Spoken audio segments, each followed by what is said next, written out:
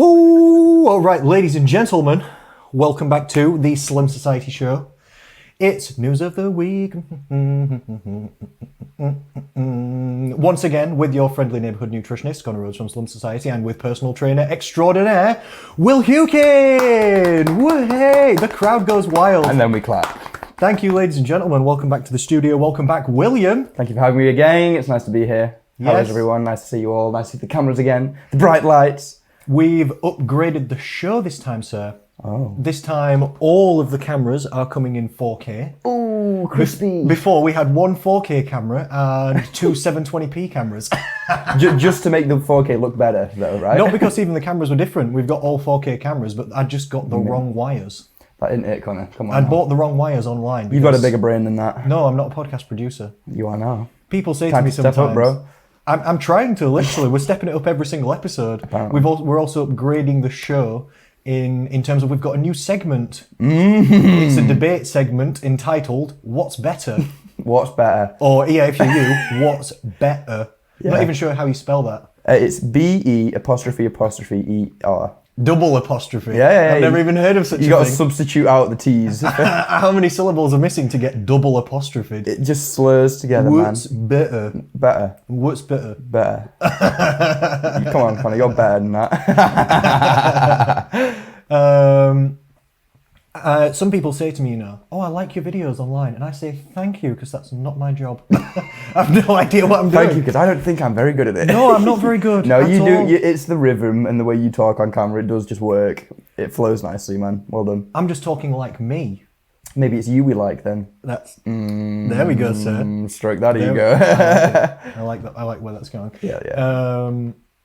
But I actually help people lose weight or exercise better. Yeah. You know, I'm not a flipping... Multifaceted, aren't you, man? No, I'm not a YouTuber or a podcaster. Well, you're gonna be. I do more things than just chat with you. Really? I've never seen it. Online, no. Never seen it. It's getting less and less and more towards just chatting with you. Yeah. And then putting out podcasts online. Can I, for the listeners at home, go through the news topics of the week? Please. Would that be okay? I'll just read out some news titles. Mum, who spent £400 a month on takeaways, sheds 12 stone in 6 months. I mean... It's going to be a good one. That's a burner. Answering your 8 most commonly asked questions about running for weight loss.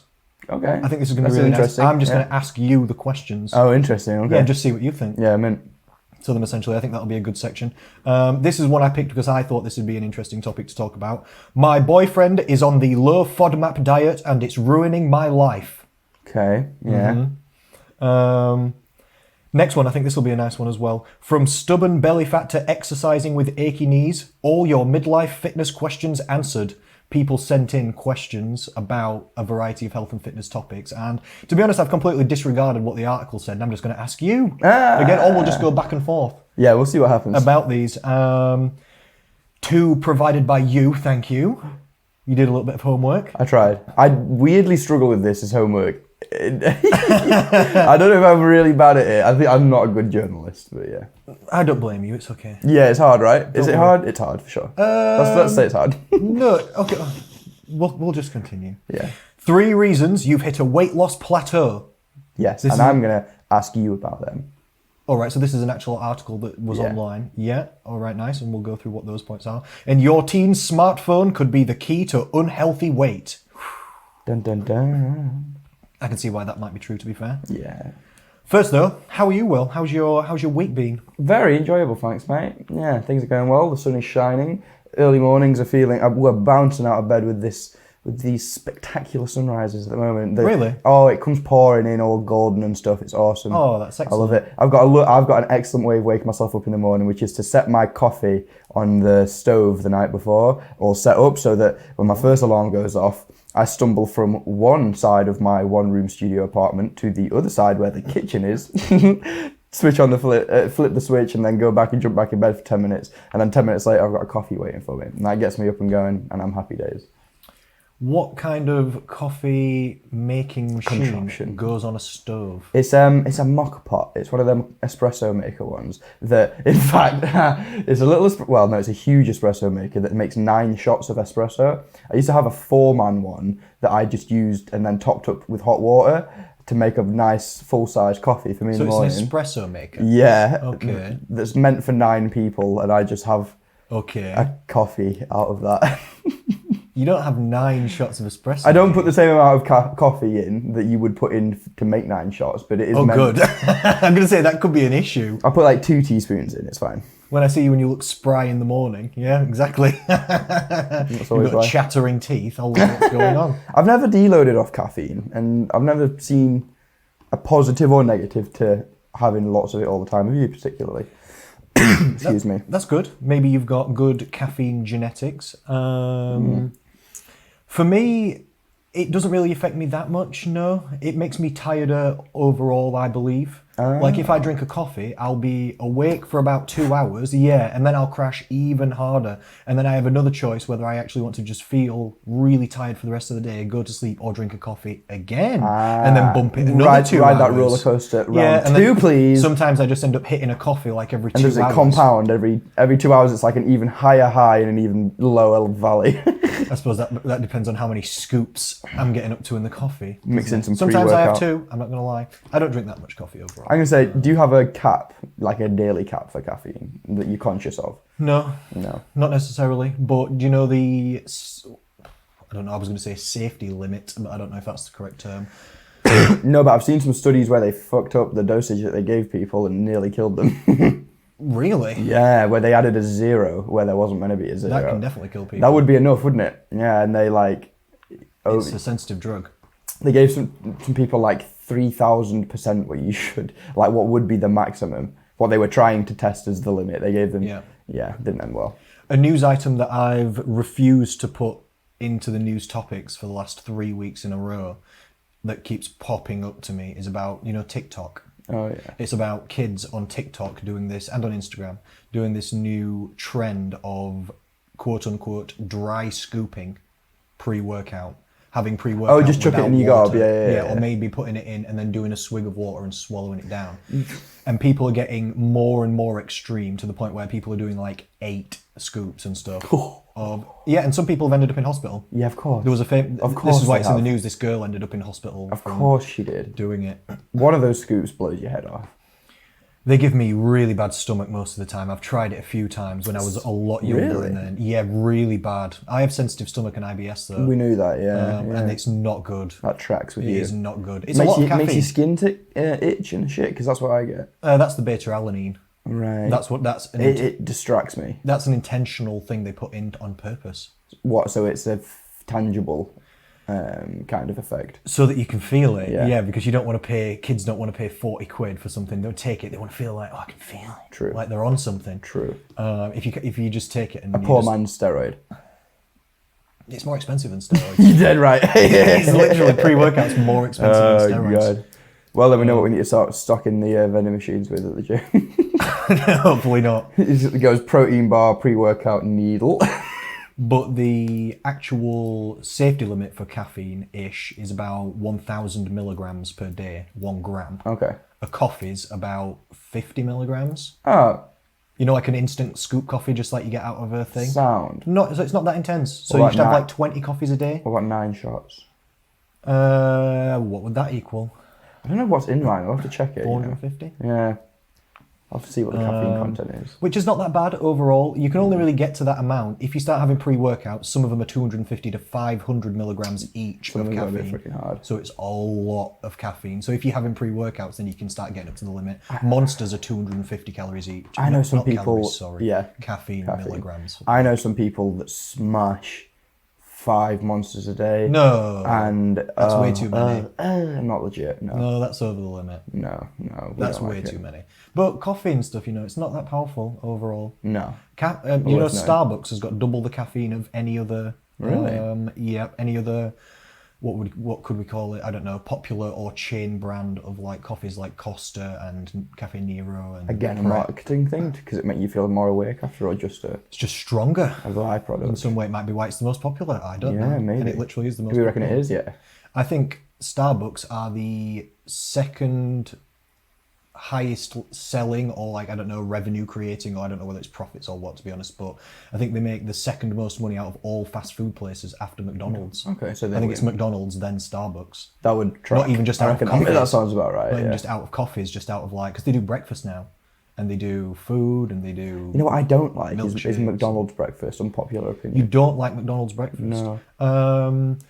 Personally, I don't, because it's a bit. good. I like it, but I also don't like. It's a bit greasy for me, and I'm not going to feel good eating it, and I'm not going to be full. Like it, But do I like the taste of it? Yeah, quite. Really? Do. Only Okay. certain things, like the sausage and egg McMuffin, I really like.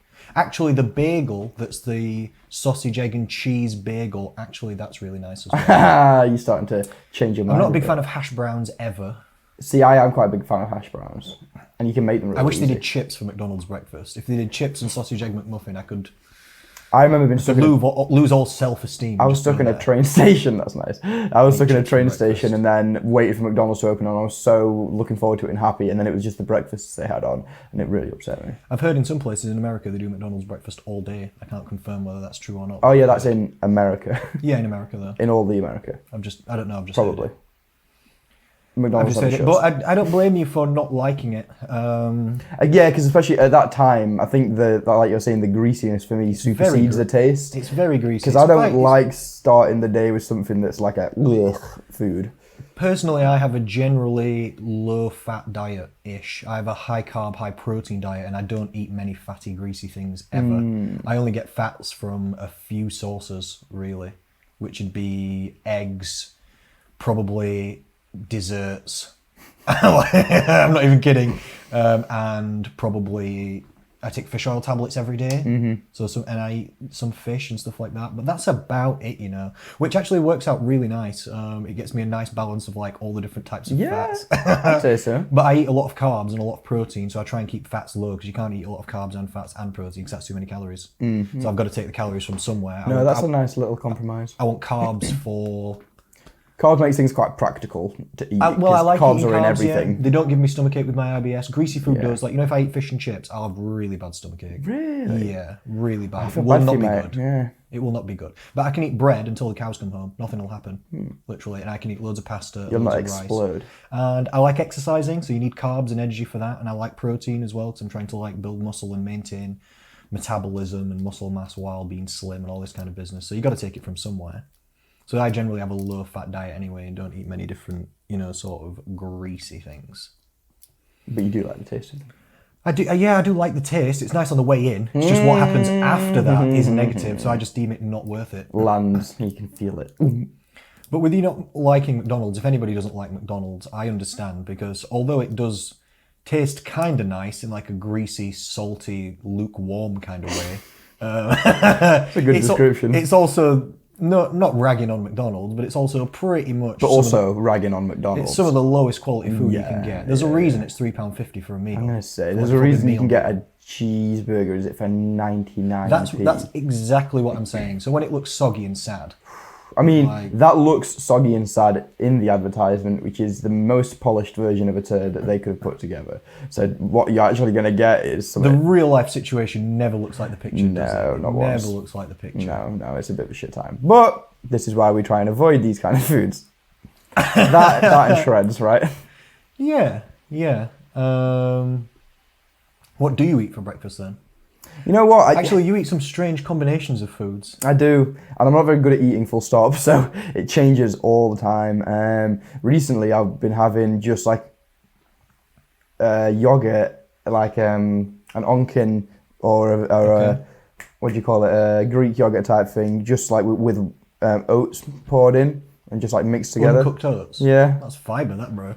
Yeah. That's fibrous. Yeah, I've just been having that because it's just two things that I could pour in a bowl and mix together. Did you put any flavourings in it? No. Not artificial sweetener or like a bit of like sauce or... No, because Protein powder, I'm not very mix that good at into food. the- No.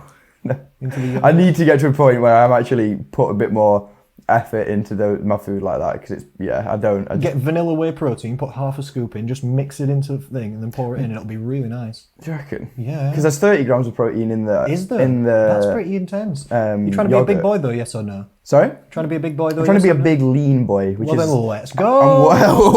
Let's go. Yeah, and that's why we've got the protein in the oats. Let's put 30 grams. I mean, okay, you could. That's like not bad for a breakfast. It's not bad. That's what I'm saying. But it's not the best it could be. No, it's not the best. No, for a gentleman of your stature, you could be pushing 40 grams if you wanted to. I could smash 15. I mean, I used to hit.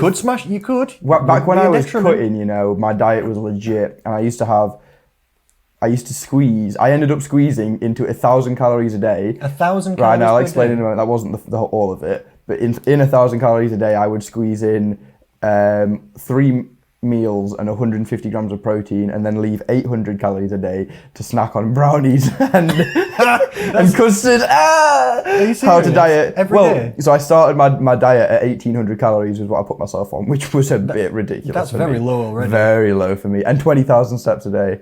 They were my 2 rules. You obviously did not consult me about this. I would have said, wait a second. You just said, Will, try not dying. I would have said, wait a second. I have never, in fact, I'll ask you another question as well before. Please.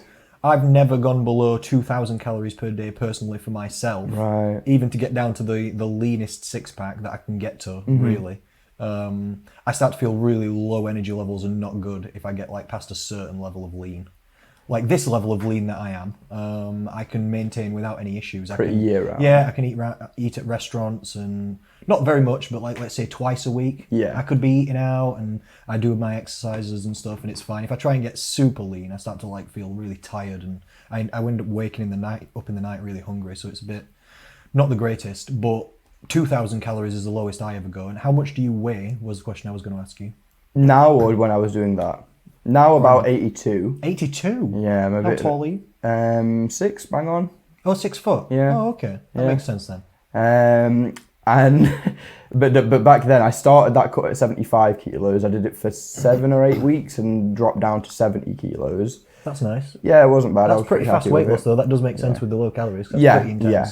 And I used my holiday, leading up to my holiday, as a motivation. But I mainly just did it because it was, I guess, the one side of my job that I'd never been able to empathise with my clients with, because I'd never really had to try and lose fat before.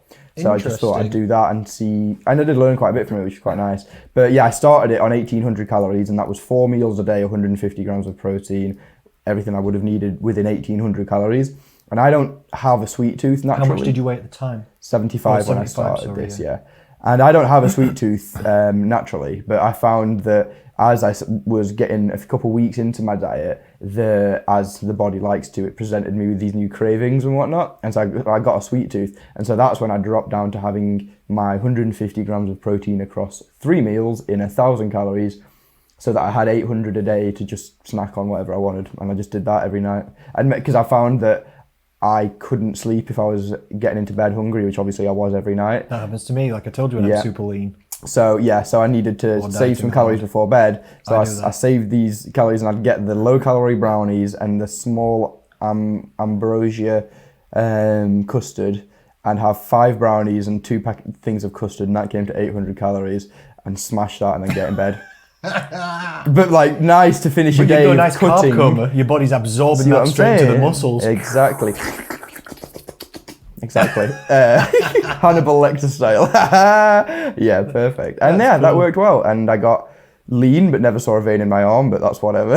Yeah, you don't have particular veins. I don't have veins. You don't have any veins. I don't have veins, they're just not there. They just don't show through at all. You must have thick skin, bro. Something's going on. Some kind of viscosity.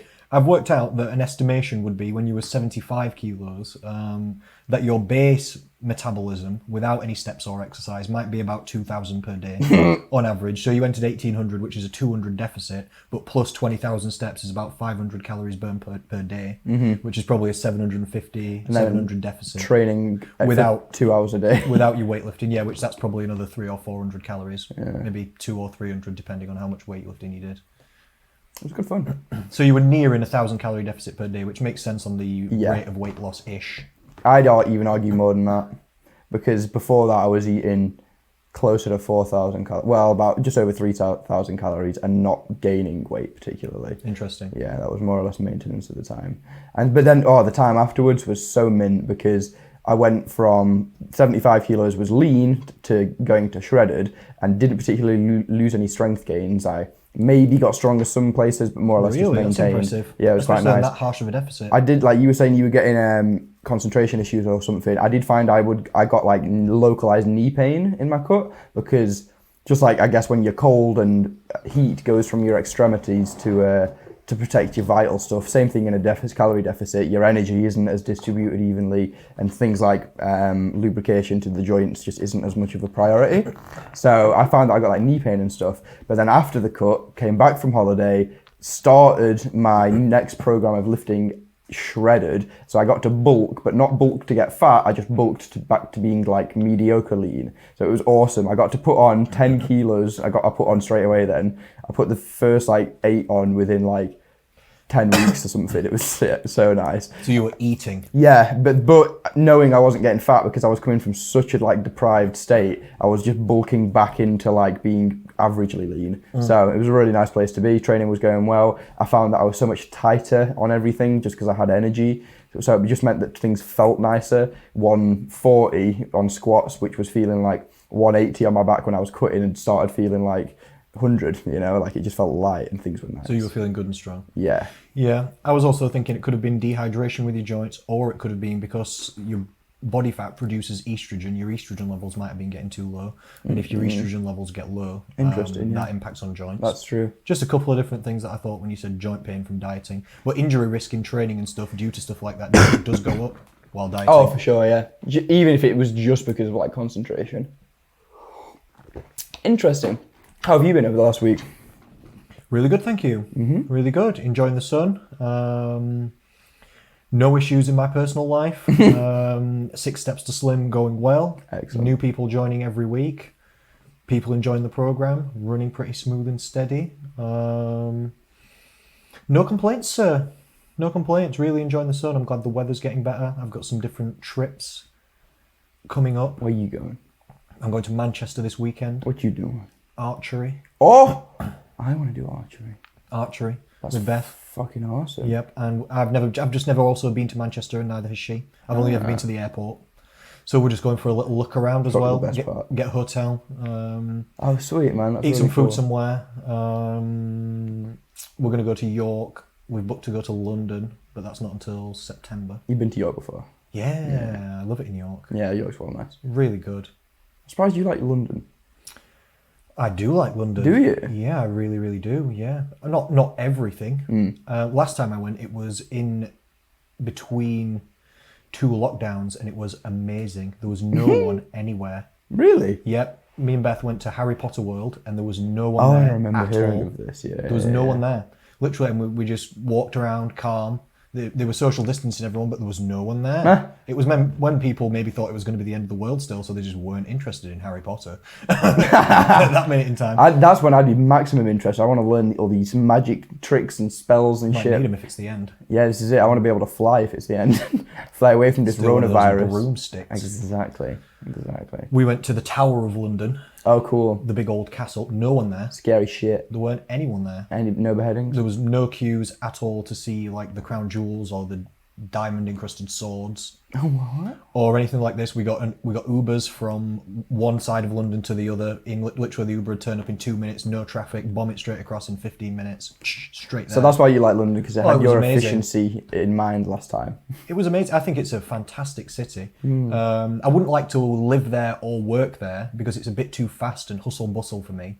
Yeah, I'm a calm guy. Actually, we've got a chap that's just started at the gym that's come up from London, and he's been saying like everyone's so like nice and slower here and People like are nice chill. in Sheffield. Yeah, Yeah. and true, Sheffield is nice. But and he's going back down every weekend at the minute, which is a bit. It's a faster paced life down there. Everyone's Yeah, for rushing sure. a bit more.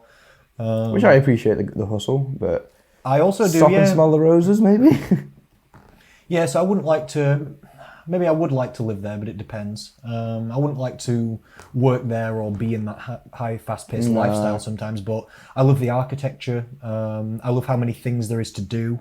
You could never go to every restaurant. There's just too many. I'm a real big fan of like olden day things. So I like all the cathedrals, the Tower of London, all the all the ancient stuff. There's Roman walls still there. There's Natural History Museum. There's British Museum. You can go see some Egypt stuff and some swords. Egypt stuff? Yeah. Love me some Egypt, sir. I love me some Egypt. Yep, love me some repossessed I'm Egyptian a part-time property amateur put in Egyptologist. Nice. Are you really? Yeah, educated from YouTube. Well, the most And qualified. documentaries. Yeah. I know. No, I just love stuff about ancient Egypt. I love ancient human history. I feel like you've mentioned that before, actually. Do you have a tattoo of a pyramid or some shit? No. I feel like you should. No. Pyramid with an eye in it. That's got you written all over it. Well, that's like some Illuminati kind of Exactly. game. Then people would start. I've really dropped you in it now. asking They're gonna questions. know. They're gonna know. Start sneaking like a little triangle into your into all these symbols. That's hilarious. Okay, right. Shall we do a segment of some sort? Let's do it. It's the What's Better segment. What's better segment? Are we doing one each? Yes. Can I? Is it me first? Sure, mate. This is your segment. Beautiful. I've got one for you, and then a backup one. We've never done this segment before. I can say we do need to do. Yeah. Yeah. Let's tell the listeners at home what's going to happen. We're going to give each other two options. So it's going to be a vote, essentially, maybe a debate. It'd be nice if you put forward arguments why, but you've just got to say what's better. And fairly quickly, at least, in your initial decision. Obviously we're talking fat loss, fitness and food, or health. Obviously, because we're nerds and we know nothing about anything else. I'm a one-trick pony, I don't know. Hell yeah, same thing every You're day. a half a trick pony. What? Over there. A whole trick? No. So it's time for some debate club. It's time for what's better. William, I propose to you the question. What is better, squats or deadlifts? Oh, squats. Really? For me, squats. I would also instinctively go for squats. Why then? Okay, well. Break it down. Personally, I like a squat.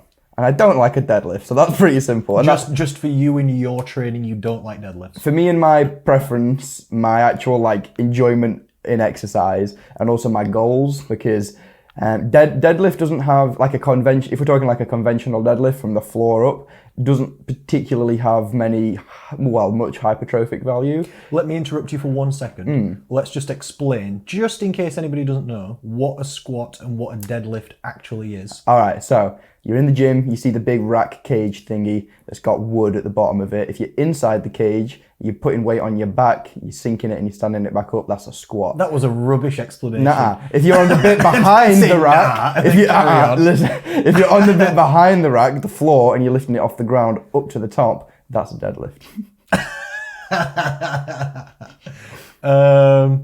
Squats where you've got weight on your back, usually a bar across the back of the shoulders, or not in every type of squat, that's not the case, but you've got weight on your back and then you go up and down sort of thing. What's better about it? Deadlifts, picking up a weight off the floor and then putting it back down. Yeah. With a straight spine, using your back and legs at the same time. Yes. That sort of game. Yeah. So sorry, go on then. Why did you instinct quite quickly go for squats over deadlifts? Well, again, personally it's a preference of mine.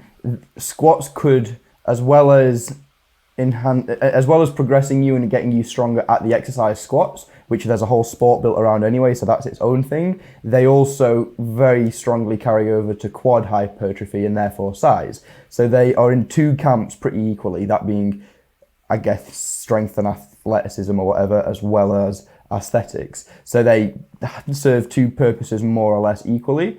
Whereas like a deadlift is more or less solely in the strength camp and competition camp, because that is also part of the same sport, which is powerlifting. Squat, bench and deadlift are the three main lifts for that. Unless you're trying to get a stronger deadlift, the risk to reward ratio is just a joke with what it actually gives you. It's the profitable returns are just crap. I understand. In terms of most goals for most people, it's not burning many calories. It's not building much muscle in any specific areas. You would get stronger. It is a good strength exercise. If you want to be stronger, you should be deadlifting. It's the king of. It's a deadlift. It's the strongest exercise. It's the most basic thing ever. Just picking something off the floor. I'd say that and pushing something overhead are the two most strong things, you could do, like Strength building exercises. or like no, just displays of strength, Okay, like across history in competition, whatever. Shoving something over your head and picking it off the floor are like the two most stapling Yeah, that makes sense. strength. That you know what I mean? Yeah. The only time I would think that I might pick a deadlift over a squat is if in some not real situation I was given, let's say, an elderly client and I was told that I could only do one exercise with them out of squats or deadlifts. I might choose the deadlift just because it's also got grip and back strength overall built into it. If you're pushed into a corner, I can see. If I could, for some reason that's not real, only pick one, it'd never happen. No, it wouldn't. No. Just for debate club. No. That'd be the only time. If it was a more realistic, if a more realistic like dilemma was arise, and that was that you only had time, say, in a session to do one with, say, an old lady, considering that their skill and proficiency within the lifts would limit them from how much they can lift, and therefore how much stress would, say, be put on their lower back, I'd probably just superset the two and do a Romanian deadlift and a high bar back squat, if anything, like box back squat or something. And then those two things combined are about as far apart as they could be in terms of muscles activated, while still being like very, very similar-ish, if that makes sense. It does, because the Romanian deadlifts, like it's an exercise that essentially works from the back of the knee up to the up to the neck, essentially everything behind you, the full posterior chain. But with hamstrings mostly, hamstrings and glutes. Hamstrings mostly, glutes are involved. Lower back's nicely involved. Every erector. That's my favourite lower back strengthening exercise overall. I would say the Romanian. Yeah, and so if you were to do a deadlift variation and didn't have your goals rooted in the deadlift itself, I'd always pick Romanian deadlift. Yeah. Yes, I can't ever really remember, although I feel like it must have happened. Oh no, I can. I'm remembering a few instances. So I can't say never, but not very often have I ever in my life programmed a standard deadlift for a client. And that's because I don't have clients really that want to just build pure strength. I have clients that either want to look better, feel better, I don't know, people just with general health, fitness, exercise, toning, fat loss sort of goals. And that tracks, because the only people I've ever programmed deadlifts for are ones that have asked to get stronger at deadlift. Yeah, that makes sense. But I do give people quite routinely different varieties of the deadlift, like the Romanian deadlift, also the sumo deadlift. I would give that to clients quite often, that's especially much female more clients. Hypertrophic. Mostly for inner thighs and for glute work, for bum muscle work. It's also good for the lower back, and it's a good full body strength exercise. A bit easier on the position for some people to get into, especially ladies with wider hips. I've recently purchased, I think you've seen me using it, the Brett Contreras T-Bell piece of kit. It's really cool. It's fucking awesome because it's, I'd argue, mechanically better and puts more mechanical tension on the glutes and the muscle, whatever you're trying to do, than the bar.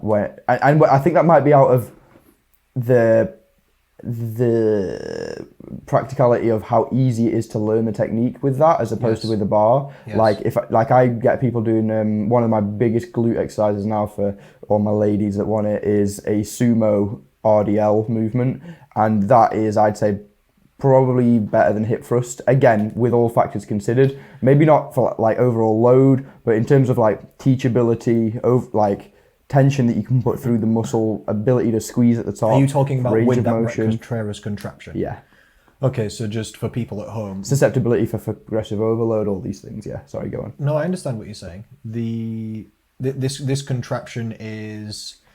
How could we describe it? So this contraption, if you imagine the end of a barbell that you would slide weights on, imagine chopping that off and just having it so that the weights could just slide on that end bit on its own. Now stand that end bit up on the floor. Yes. And load all your weights onto it vertically, and then it's got like a pin-loaded handle system. The handle slides on top where the weights are, and then a pin goes through that, so it's all secured together. And then with that, it means that these kind of style exercises that you can usually only load with your gym's heaviest kettlebell or dumbbell, it means that their ceiling for progressive overload is now, I think it's rated up to 180 kilos, which no one's ever going to scrape. None of my clients will ever do. It's not very good with a dumbbell either, because it's hard to hold when it's that exactly. You limiting factors your grip there. Which a lot of the time you find out with like my female trainers is that well, everyone, their lower body is so much stronger than their upper body is able to hold the weight that it can shift. So it's like it needs to have a good grip a lot of the time. Yeah. Yeah, it's that when you say sumo for people listening, that means you mean wide leg stance essentially with your toes maybe pointed outwards. Yeah, and then it's like keeping the hips high, RDL, hinge from the hips with the back nice and straight, the chest nice and puffed out, and just with a slight bend in the knees, a slight brace. Push your bum out backwards, keep your head and chest up, that sort of thing. It's essentially reminding me of a rope pull through, but a better version. Better version of I superset it with pull throughs. Yeah, that's double kind of the same it's thing. Almost a drop set, yeah, exactly. Yeah, rope pull through is an okay exercise, but I always found that it's very difficult for people to learn to do the technique right. And you know what else I found? When people get stronger and stronger, I've known, not my actual clients, but I've known 2 or 3 people get forearm injuries on this side here from people who are quite strong, from holding the actual rope and then having their forearms on the legs as you do to like push forward with the glutes, but that sort of bend there, pulling back. I've known 2 people, or maybe 3, I can't remember, strain this sort of muscle on the top here. That's mad, I would not have thought that.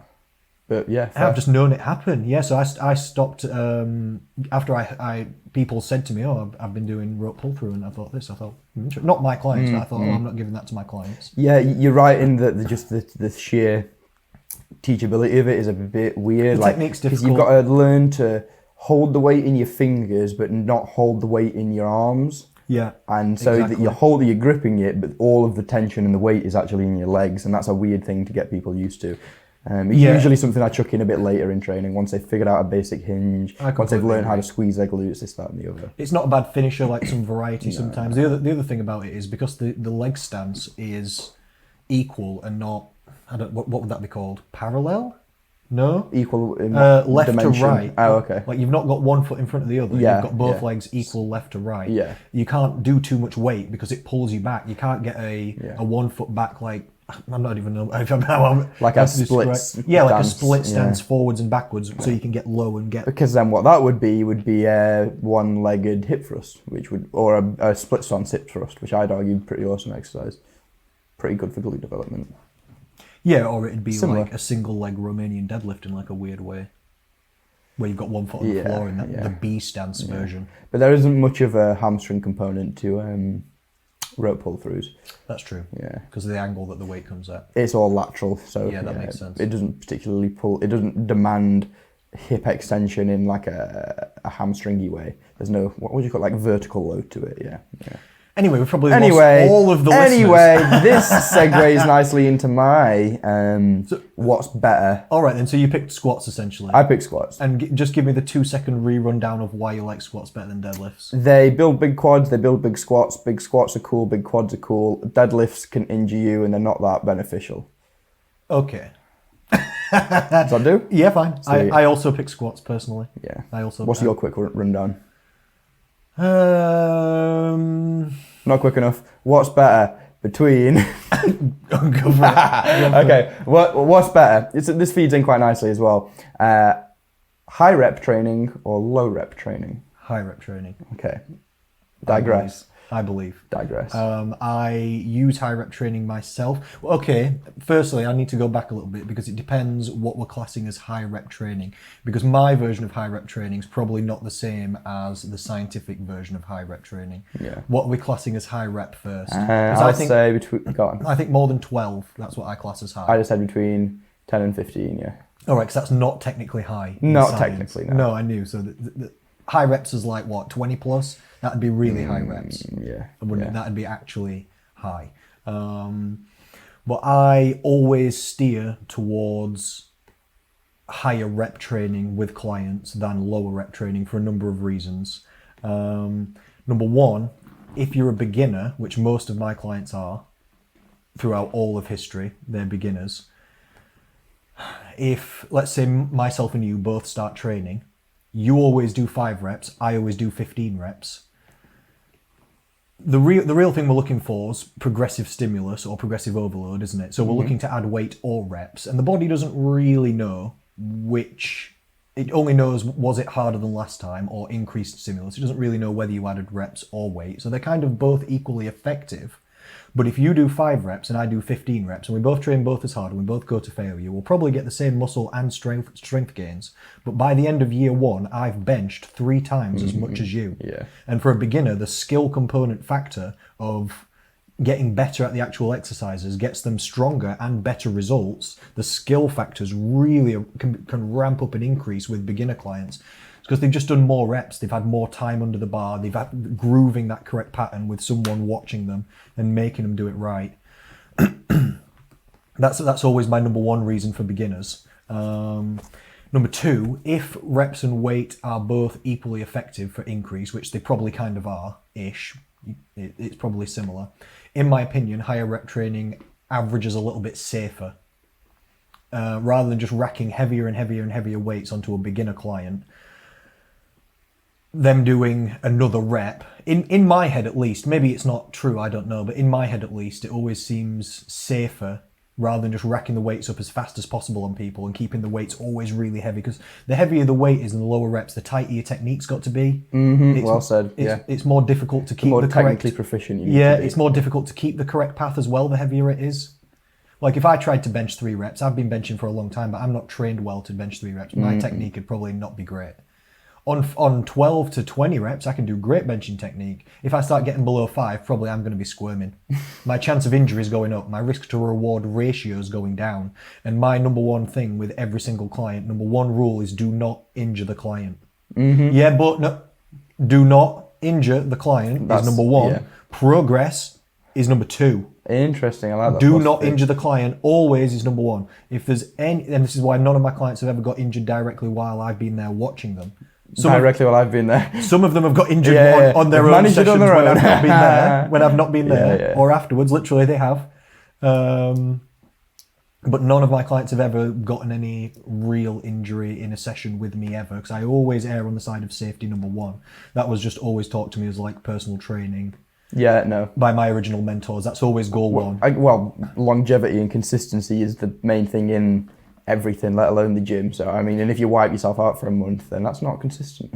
I tweak a lady's lower back or Exactly. neck or something. She can't help the kids properly. She's struggling to get to work or to cook. It's not legit. Also in sports, if you're a sports coach, rule number 1 is always do not injure the athlete. Yeah, but I need to make them stronger. Yeah, but do not. Always injure, Do not injure the Always athlete. don't be. You know, if you're running a team of NFL players and you're yeah. injuring the athletes in the weight room Can so you they can't imagine? actually play, Yeah. you're going to be so fired so immediately. When you talk about it on that scale, it's so obvious as well. Just don't injure. Yeah. You Lady pays for you to and help come and them. feel better about herself, and you make her feel physically worse. It's Not or if legit. you're hampering their training in another way, if you're training them so hard in the weight room that their actual skill football training is getting negatively impacted, that's not necessarily helping. Yeah. So anyway, so my number 2 is I'm always looking for safety, and it always seems a little bit safer to just work on moving the reps up and up and up and getting them used to the weight and the technique, rather than just racking the weights heavier and heavier. I will say after a client probably gets past, like, I don't know, let's say 1 year of training, or every few months of training, if a client wanted to, we could drop the reps a little bit lower. Like I usually start beginner clients on probably 15 reps on everything. And I teach really beginner clients that if they can do 20 in a row of anything, they should probably bump the weight up. Yeah. So I get them just if you're on any machine doing any exercise, warm up, build the weight up, practice a few sets. And then if you get to a level where you can do 20 in a row on anything, you should probably think about bumping it up. Because then when they bump it up, they'll still do 15. Because on average, in my opinion, you lose about 5 reps per minimum weight increment, whatever that is on a different exercise. you're probably about right with That's that. what I estimate for. Probably about that. If someone can do 10 and I bump the weight up, they might do 4 to 6 or something. If someone can do 15 and I bump the weight up, they'll do 8 to 12. They might do 10. Yeah, definitely. If I'm just putting a little bit up. So I always know in my head as well. There's a percentage you've got to consider that with that to the extremes, but in general training in the middle ground, that's pretty consistent. Yeah, just for most exercises. So I know if one of my clients is doing 15 reps on any exercise and they say, oh, I want to try a bit more, do you think we could do some more? Yeah. I know I can say yes, because they're still going to do 8 to 10. Yeah. It's not going to be ridiculous. They're going to be able to control it. It's not going to be way too heavy for them. I think it's interesting to find the line with training, because in terms of not with what you get from training, but the actual training itself, arguably the only fun element of it is seeing how strong you can get. And especially I find with, say, female clients, it's nice to get them to a point where you can test some strength things like a push-up, a pull-up.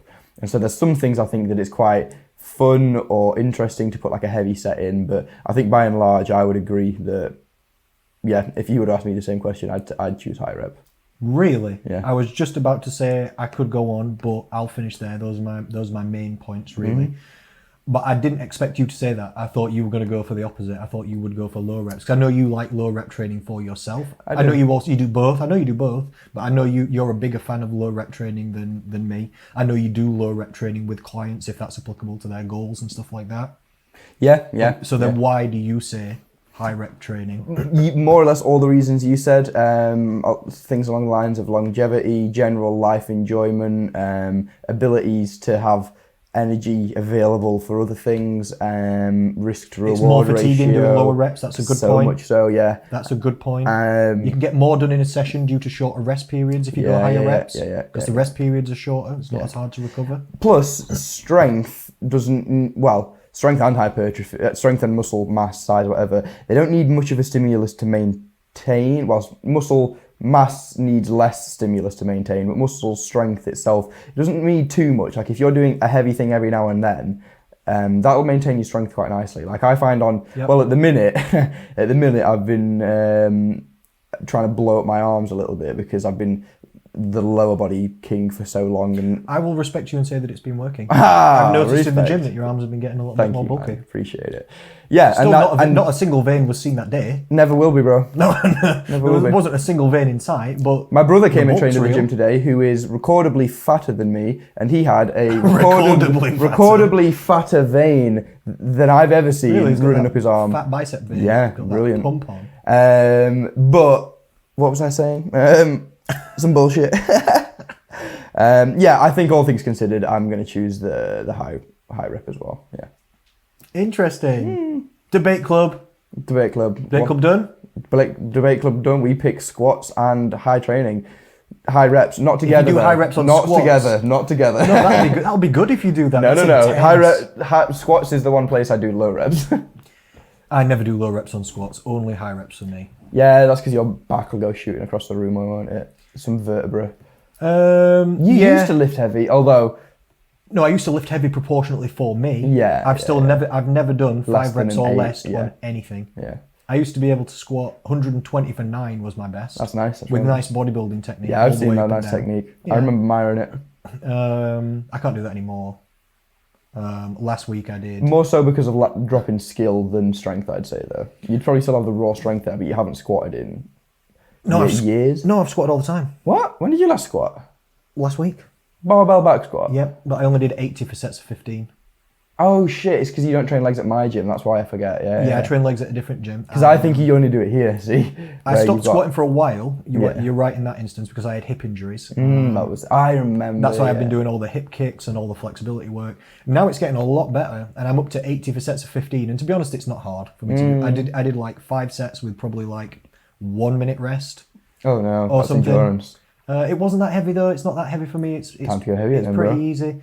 But I don't like going heavy, that's the thing. I think my hips are going to get injured. I'll probably never squat over 100 kg ever in my life. I'd say scrap it as an exercise then. If there's a ceiling to your progressive overload that's that low, there's no point doing it, I'd argue, unless you really like it. I don't like it. Do you know the thing? Nothing else makes my thighs as muscly and toned and feel great as back squat. I can do split squats and leg presses and hack squats until the cows come home. As soon as I start doing back squat, they just start getting bigger and maybe, more toned. And pop it towards the end of your session so you can use it, but you can use it more appropriately. Sometimes I do that. Yeah, I literally do it last. I start with glutes and then hip warming up, and then I do abs, and then I do hamstrings, and I do it last and not heavy. Yeah. Literally. That's probably a good idea. But I like it for the lower back sort of strengthening that it gives as well. I don't squat quite as low as I used to. I'm still going to like parallel, but I used to squat super low. Now I don't squat super low on purpose, and I'm going lighter and doing more volume with less weight. So I'm still really fatiguing the quads with like 5 sets of 15 on 80. It's quite a lot with only 1 minute rest. My quads were burning. Yeah, that's a lot of volume. Yes, because I'm doing it because I want them to be like toned and strong and feeling good.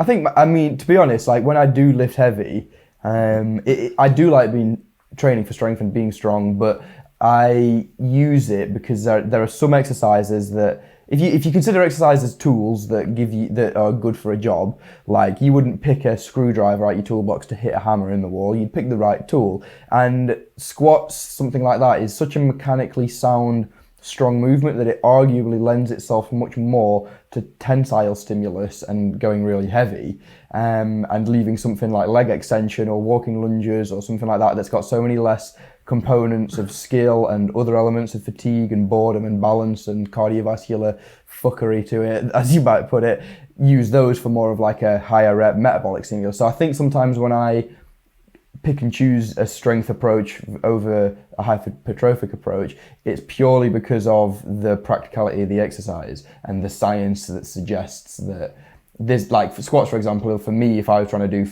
15 reps, say, the weight that my quads can handle to do 15 reps, I do not have the core stability to maintain tightness for that amount of time, and I don't have the cardiovascular capabilities to maintain my proper bracing for that amount of time. So that would mean that if my quads are fatiguing here, but everything else is fatiguing here, this is the first thing that reaches failure.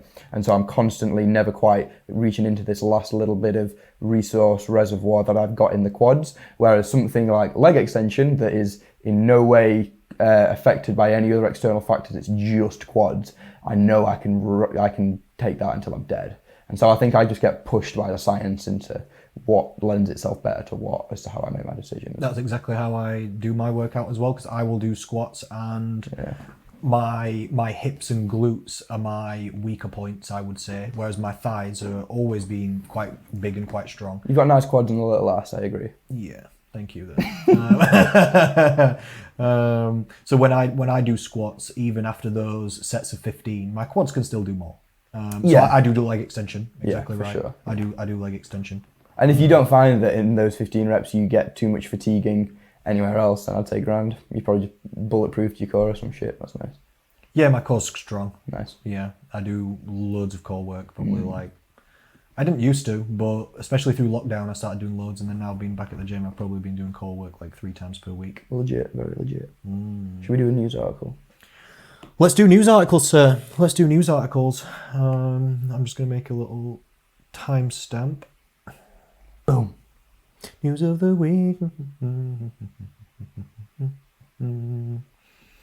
All right then, sir. What have you got for me? Where do you want to start? Do you have any specific preferences? What was that second one you read out? Let's go for it regardless of which one that it is. It's running for weight loss. Yeah, the second 7 different ways or something, right? Eight questions I'm going to ask you, and I think we'll just go back and forth about them. So this was an article in Women's Health magazine, answering your 8 most commonly asked questions about running for weight loss. News of the week. And I haven't written down or taken notes at all of what the article said. Sweet. To be honest. That's nice. I've just taken their questions and I just thought we would talk about them, regardless of whether they've got the correct answer or not. I'm not really interested, to be honest. We will have the correct answers. Do you reckon? I reckon so, yeah. Number 1, is running good for weight loss? Oh, I hate this question. That's it. Why? This is a great question. Let's discuss news of the week. It depends. Always depends. That's as is the age-old That is a good start. answer. It always depends. Okay. Risk to reward ratio, I'd say no. Risk to reward? You think Sorry, not risk to profitable return ratio. Okay, I would say no. Sorry, is more what I should say. I can see where you're going with this. Physiologically, yes. Okay. But different things. I think 2 things can be true at once. Running will consistently stand to be probably one of the best calorie burners of all time. Correct. That can be true, whilst also true is that the actual implementing of that is just not going to work, and therefore no. And even though running is one of the best calorie burners of all time, that doesn't mean it burns a lot of calories. No. How about very well said. It's just the best of the poor burners. Yes. How about it's just the best of you're choosing to try and outrun how much you're eating, as opposed to stop eating. It's not easy to burn any calories in any way. No, true. Well said. So people can understand why running and walking as well. Because did you know that on average it burns roughly the same calories to run 5k as to walk 5k, or to run the same distance and walk the same Intensity distance. for volume. Yeah, it's your mass moved through space, not the speed that you did it. That's nice. Yeah. That much. That determines most of, not all, but most of the calorie burning value. Yeah, and that's dead right. It just boils down to as simple as that. It's substituting intensity for volume, which Yeah, so I weigh works. I weigh roughly 72 kilograms or something like that. Every time I take a step, let's say just for sake's value, that it's a 1 meter step. Every time I take one step, I move 72 kilograms across the earth by 1 meter. That seems like like a fucking hero. that seems like it's easy to take a step, but that's actually quite a lot of work done. Enough of those. And you can understand how hard it is to actually walk if, like, you can do 10,000, you did 20,000 steps per day. Try and walk across this room on your hands, and then we can realize, if anybody can imagine that, how hard walking actually is. Even if you've got strong arms, go for it. Even if you take out the balance component and someone holds your legs, That's very interesting. Go for it. Try and get to the shop. You won't. Especially because we have more of a perception of what weight feels like relative to our hands than distributed across our body and on our legs. Yeah. So, The legs are unusually strong against gravity and to move us around the earth. We just don't realize it because we've just been doing it since birth. Why are my calves so small then? What's going on there, God? Some of it's genetics, some of it's that you don't train calves that hard, William. I would have to agree.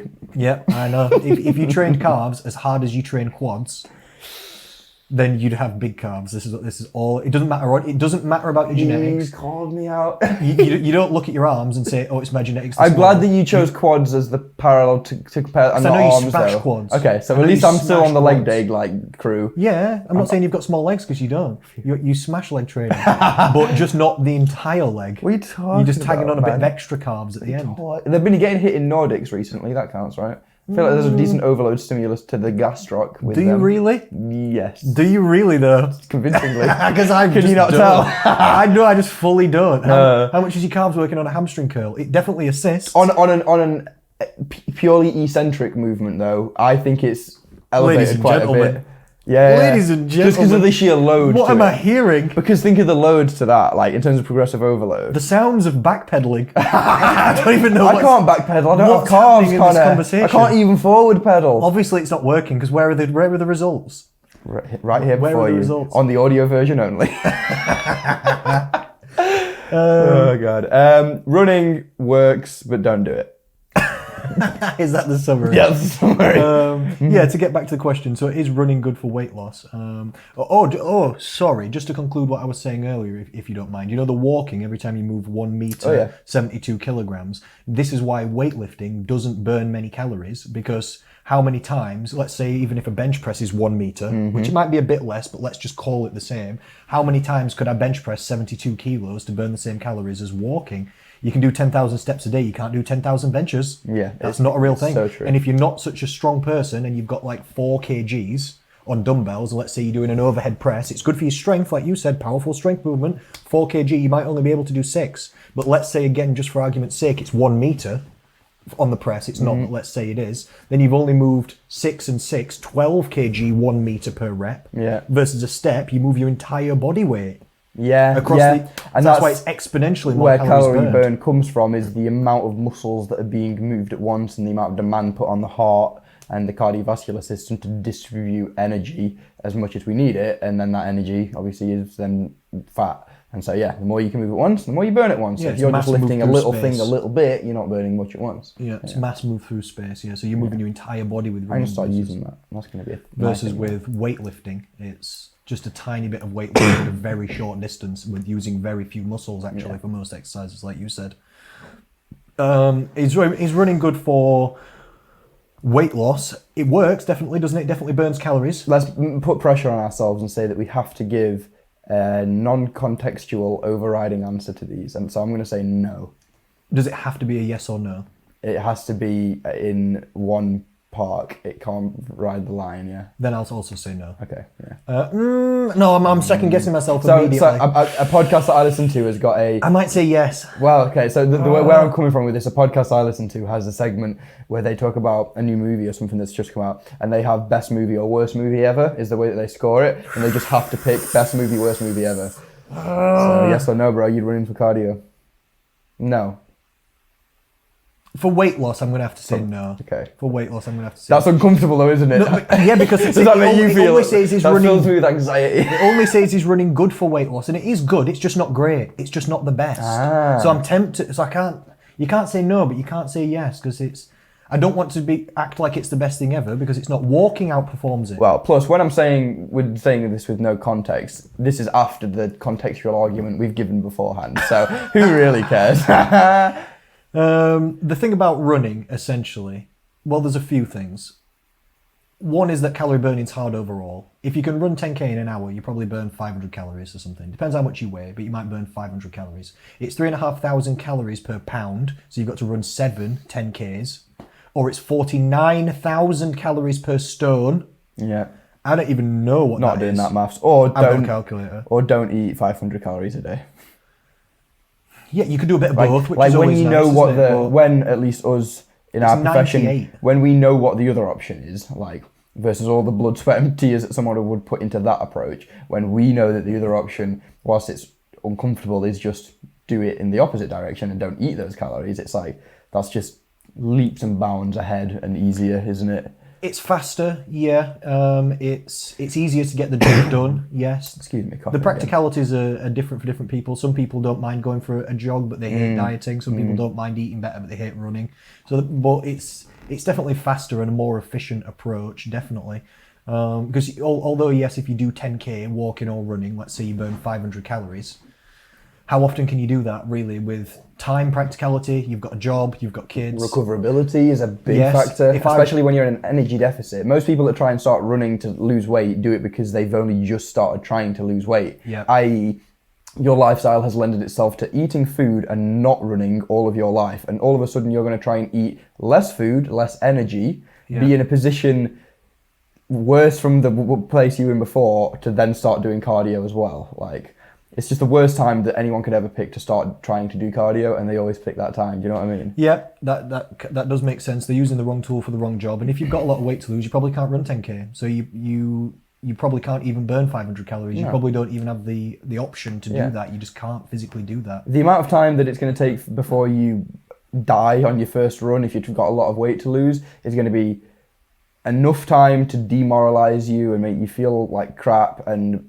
like you're not going to want to do it again tomorrow. It's going to be enough time for all those things to happen and nowhere near enough time for anything significant to have happened in the way of fat loss. Not for fat loss, yeah. Not So, for weight like, loss. no. If you're doing cardio, you can think that's great because one of the things about cardio is if you get yourself really out of breath and you get your heart rate up, that has positive cardiovascular healthy fitness effects. for sure. So if you can only run 2 streets and by the end of it you're knackered, if that's the most you can do, you've put out 100% capacity. Good on you. Yeah. Recover, take 2 days That's off, just 3 like days off, let's go when again. you come to the gym and you're the new person or you're a small person and you can just get away with doing less than everyone else. One It's exercise like, per muscle. I win. And you've killed it. Yeah, exactly. And you're making great progress. Yes, you don't Exactly. So for fitness, obviously running's great. That's what it's for. Yes. For fat loss specifically, it's just hard to burn that many calories. You know, if I run more than twice per week, my ankles and feet start to get injured. Exactly. A lot of people blast their knees apart. Some people get hip problems. Some people haven't got time for it. You can burn calories, but it's really difficult. It takes a lot of time. There's injury and recovery, like you said. Some people, it even makes them hungrier. There's that thing we were talking about last time. I think it's called something like post-exercise energy compensation or something like that, where when people, after they run, sometimes you're a bit hungrier. It comes in dietary factors and calorie burning factors. Sometimes you're hungrier, so people statistically, this is shown in studies, people who burn more calories eat more calories. Literally, because it makes people hungry. If you monitor people and you get them, people who just diet versus people who diet and burn calories through like running or exercising as well. Sometimes the people who run end up eating. That's interesting. I didn't know that. Not in like a chemical way, at least, no. Yeah, and it happens through energy as well, where if you run 10k, your ankles and knees might be the sore the next day, and then you just end up sat around. Yeah. So you end up burning less calories the next day. Yeah, you were talking about that last time with the eating as well. Like, you do well one day and then the next day compensates and you just... Yep, and that's why walking overall outperforms running for weight loss, because you can't you can't run 10 kilometers every day. That's not possible. But you might be able to walk 10 kilometers Walking every is day. very recoverable. It takes longer. You've been walking for a while. But exactly. It's much lower impact, so you can get through more of it in a period of time than you can running. Yeah. Literally. And again, that's substituting intensity for volume. That's exactly what it is. It's making it easier so that you can do more, so that you can move your body further through space. Even though it takes longer to walk, you need more time, but okay. but that's why it outperforms it. Anyway, should we go on? Number 2. Number 2, how much should I run to lose weight? Number 3. Yeah, no, probably not at all. You should run for health and fitness and happiness. Circle back to timestamp for number 1 and then we'll do number 3. Yeah, that's... Number 3, does running help you lose weight on its own? No. I would say overall probably not, again, because of the energy compensation. There needs to be more diet and conscious exercise. effort towards calories in. Yeah. Especially with the bigger psychological effects that come with finishing a run and going, that was good, I've earned her. That's also another factor. No, you haven't. That's also another factor. What you've earned fat loss once you've done your run. You haven't earned any reward immediately. You're exactly right. Yeah. You're exactly right. Yeah. The reward can be health and being slimmer and fitter. Or it could be that much as well. And then nothing's been cake, achieved. Yeah. Does it? It doesn't have to be eating. Number 4, is running the best cardio for fat loss? No.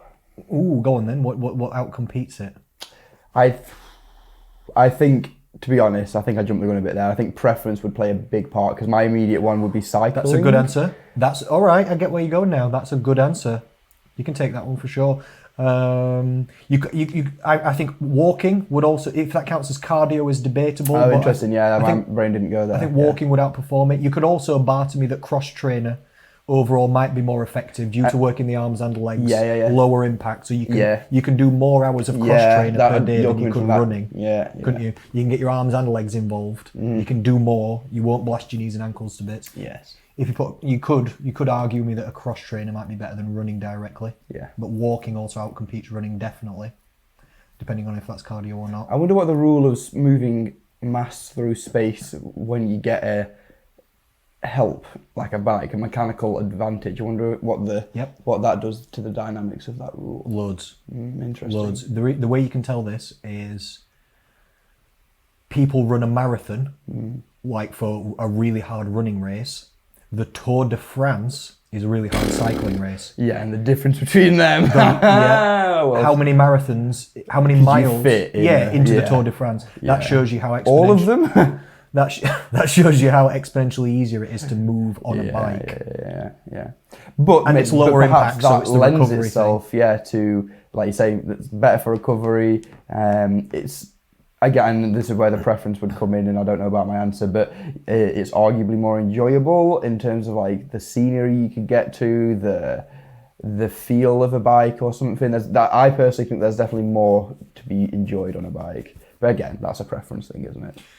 Interesting one, that. Yeah, I think that's a preference thing. I understand what you're saying. I like your walking answer. That's probably pretty legit. Yeah. Do you know about metabolic equivalence, METs? No. This is a way of how you can work out how many calories people burn based on their body weight and intensity and time and distance and other factors. Let me see if I can just look it up. Mets. Yeah, I've put in Mets. It's come up with the Mets. New York Mets. Mets. Of course it has. It's short for metabolic equivalence. Mets, cycling versus running. Because it also depends how fast you go, because running's got a constant intensity, whereas if you put out the same intensity on a bike, although you'd go faster, you know what I mean? You can put out the same Yeah, because intensity. I find, there's much more of...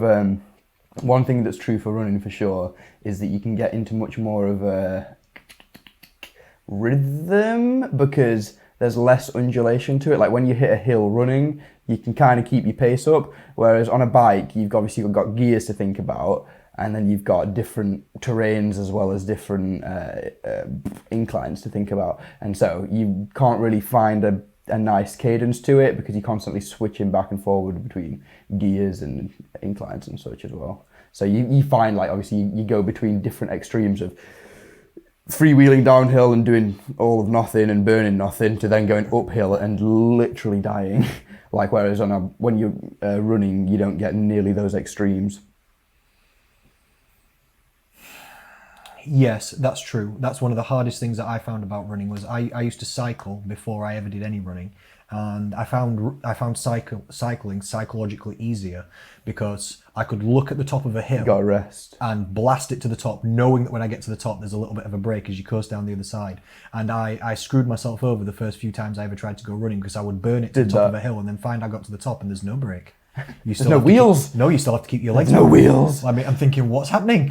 Where's the brake? And I'd burnt myself out on hills. Yeah. So Makes running's sense. got a different pace. It's a You it's a would you just lowered- lie down on your side and roly poly your way down the hill? emulate a bike. Nice. I've decided, I have found the Mets thing, but I think we should just talk about this off camera because it might just be too, All right, let's do too that. complicated and boring. We'll But be nerds. there's a specific calculation that you can work out how many calories people burn doing different activities. Oh, that's just, cool. just if you ever want That's to know. really cool. Based on body weight and what they do and perceived want to know. intensity. Yeah. So you can put in cycling, how many miles, average speed, terrain, stuff like that into this Met calculator, and then it'll bring out roughly based on your body weight what you burned. Stuff like that. That's really cool. I use it occasionally with Yeah, clients. that's awesome. Number 5, what type of running is best for weight loss? Backwards. That's not a real answer. No, you got to run backwards. That's not a real answer. You're not running backwards. You're not losing It'd fat. probably You've heard burn the more saying calories before. because your technique would be awful, so you'd have such poor muscular efficiency. You would burn more calories on a backwards 5k.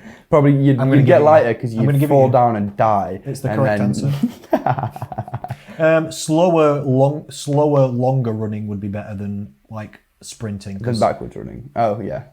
sprinting or like high intensity or going really fast, you wouldn't get as far. Therefore, although your heart rate's up higher, you'd burn less calories because you've not done as much technically. I think most things revolving around fat loss boil down to low intensity, high volume. Is That's the the best same way for to do food it. as well. That's what I'm You're saying. Most exactly things right. around fat That's loss an for interesting. food is better as well, isn't it? But not always, yeah. But most fat- you could say so. Yeah. You could argue that. That's an Like interesting little most perspective. fat loss things are like, stop and smell the roses. Consistency is your best friend. Longevity is what will work and help, and time. You've spent 3 years getting fat. You try to reverse it in a year. It needs to be consistent for the year. It needs to take that nice low intensity approach so it can be maintainable. A year sounds like a long time though, William. I'd like it done in 3 weeks. Well then, you're gonna have to come and hire me, aren't you? Humble plug. Be nice if it could be done in 3 Does weeks. that couldn't it? have I raised the bar too high there? Now someone's going to come and look for 20 kilos worth of fat loss in 3 weeks now. Mint. I would not agree do to that. that goal. No, I would not agree. no. To, I would- Which leg do you want to lose? Yeah, I would not agree to that goal. What's next? Number 6. Why am I always hungry after running? Don't know. It's just because you burnt calories and you burnt glucose and your body's just Yeah. your body's just Anything sending more signals complicated that you than that? no, your body No? just sends signals that you require nutrition. You might have broke down muscular tissue. You might have created tiny little micro fractures in bones that need recovering. That's how your bones get stronger and stuff. So your body sends nutritional signals for we've burnt, especially if you're in a calorie deficit. Now you're burning the candle at both ends. You've not eaten enough and you've burnt all those calories that you didn't even eat. That's what I was saying about people that start their running careers when they for the first time in their life, also decided to be in a literal energy. Yeah, and then you deficit. wonder why you suck. Yeah. Yeah. It's like, I'm going to do the most energy intensive thing I've ever done in my life, but I'm going to do it in an energy deficit. You're exactly right. It's like, why, bro? You're Why exactly are you right. trying to kill yourself? Number 7. Should I follow a running plan to lose weight? No. No, you should follow a weight loss plan to lose weight. And you should Come on. follow a running plan to get better at running. You're exactly right. Number 8. What's the best running app for weight loss? Strava. Strava's not bad yet. Apple Watch or something like that. One that Strava because of the social factor, I'd say. any that tracks your progress and how far you've gone, so you can do progressive overload with running. You can make sure your times are getting better or you're getting a bit further each Tells time. you on or your shit, yeah. something like that. That's it. Yeah. That's it. That's Women's Health Magazine answering your 8 most commonly asked questions about running for weight loss. There you go. Ding, ding, ding. News of the week. Nice. That was nice. I like that. Ooh, yeah. What time are we on? We're doing another of those? What news articles? Yeah. We're on 1 hour 12. Oh, mint. Wicked. Yeah. Well within the... I don't mind how long the podcast is. They do. Actually, there's 2 clocks in here, and none of them are the correct time. I know. They've all run out of batteries, and I've not changed them. It constantly sits in the back of my brain when we're doing the podcast that none of them are at the right time. So it's actually you come into a time warp when you come into my studio here, where you don't actually know how long you've been here. And I imagine that's how it feels for the listeners because it was just so smooth, so back and forth. How you not going to get lost and caught up and swept away, man? I enjoy the podcast and conversation. I enjoy the podcast. I hope other people do too. If you Stimulating. do, leave us on a like or leave us on a comment or Share it, send it to someone. Yeah, send it to somebody Let's else. get who think they enjoy the podcast. word out there. The more people watch, the more we'll do. Yeah, that's true. And we've got some The special more things pe- coming soon. Yeah, we've got hopefully new segments coming soon, and we've got guests and stuff. Yes. Booking the guests is so awkward, isn't it? It's proving difficult. It is. Everybody who has podcasts complains about booking I think the especially guests. on the People complete pay amateur bookers. dramatic levels, it's like everyone you're pulling in also has a job to consider or something as well. Yeah, exactly. Yeah. Exactly. Shall we move on? Another article? Yeah, man. I quite like this one. It's about the woman who lost a lot of weight. Wales Online. Mum who spent £400 a month on takeaways sheds 12 stone in 6 months. That's insane. A stone a month. 2 stone per month. 12 Wait, stone in in 6 6 months? That's too many stones in not enough months. Oh. That's unusually fast weight loss. I would say And to go from what to what? from a size 26 to a size 8. Jesus Christ. It says her highest weight was 22 stone. That's insane. Down to 10 then it would be, wouldn't it? 22, okay. Down to 10. Okay, wow. That's pretty crazy, isn't it? The fastest I ever really see anybody lose weight, even not using my program, but using even ridiculous starvation style diets like soup diets, shake diets, supplement diets, Cambridge diets, just like ultimate hardcore fasting, VLCDs, all this kind of stuff is about a stone per month. Okay. Even if you've got a lot of weight to lose and you basically quit eating. But the thing that gets me thinking there is that I naturally assumed that she wasn't consistently losing 2 stone a month for those 6 months. So that would probably make me believe that for the first, probably there was a half-life to it and that the most she ever burnt was the most she ever burnt and then it kind of dropped off. But that means that what was she burning at the start in like the first month? How did she drop then? Metabolisms and body weights and calorie maintenances and stuff drop down a little bit as they diet. So you're probably right. If you look at anybody's weight loss graph, it starts off quicker and then sort of peters out. Exactly, towards the end, which helps with long-term maintenance anyway, because you want the weight loss to slow down as you come towards the end. But yeah, you're probably right. At the beginning, she must have lost weight faster. That's so insane to think. And then she would have lost weight slower. I'll read you a little bit. A mum of 3 who spent £400 a month on takeaways. That's easily done. How much is it for a takeaway? She's got kids. How much, if it's a takeaway for you and like a couple, you're spending 30-40 quid per time. You've got to.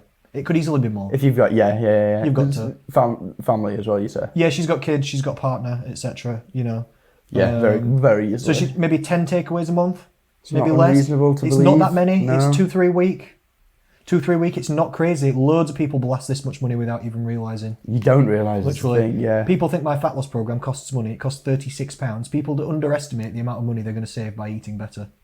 Literally, it's crazy. True. It's crazy the amount of money people can save by eating better. The amount of money people spend on snacks, like a little snack, like a little chocolate bar, can be £1, or a coffee out or something, or a latte, £3-4 every single day. It adds up to hundreds of pounds, literally. A mum of 3 who spent £400 a month on takeaways has shed a staggering 12 stone in 6 months after swapping her eating habits for low-calorie fakeaways. Have you heard this term, fakeaway? No, but I hate this term. Gather it from context. You know what it means, that you can tell what it is. Yeah. I hate this term. It's like a healthy takeaway or some shit. Yeah. I hate that it's called a fakeaway. It's still a takeaway. Why are takeaways unhealthy? No, it's not a inherently? takeaway. It's not a takeaway. She's making takeaway stuff that she'd usually want at home. Like if she'd order burgers or pizzas. This lady, if she'd order burgers or pizzas, she's making burgers or pizzas at home. That's what she's changed. You cooked. Yeah, she cooked. Yeah, you cooked food. I just that's what happened. I just really don't like. Some of my members as well call it fake away, and I don't say anything to them. Maybe they'll listen to this podcast, but I don't really like it because it's acting like what you're eating is a fake version of the real thing that you actually wanted.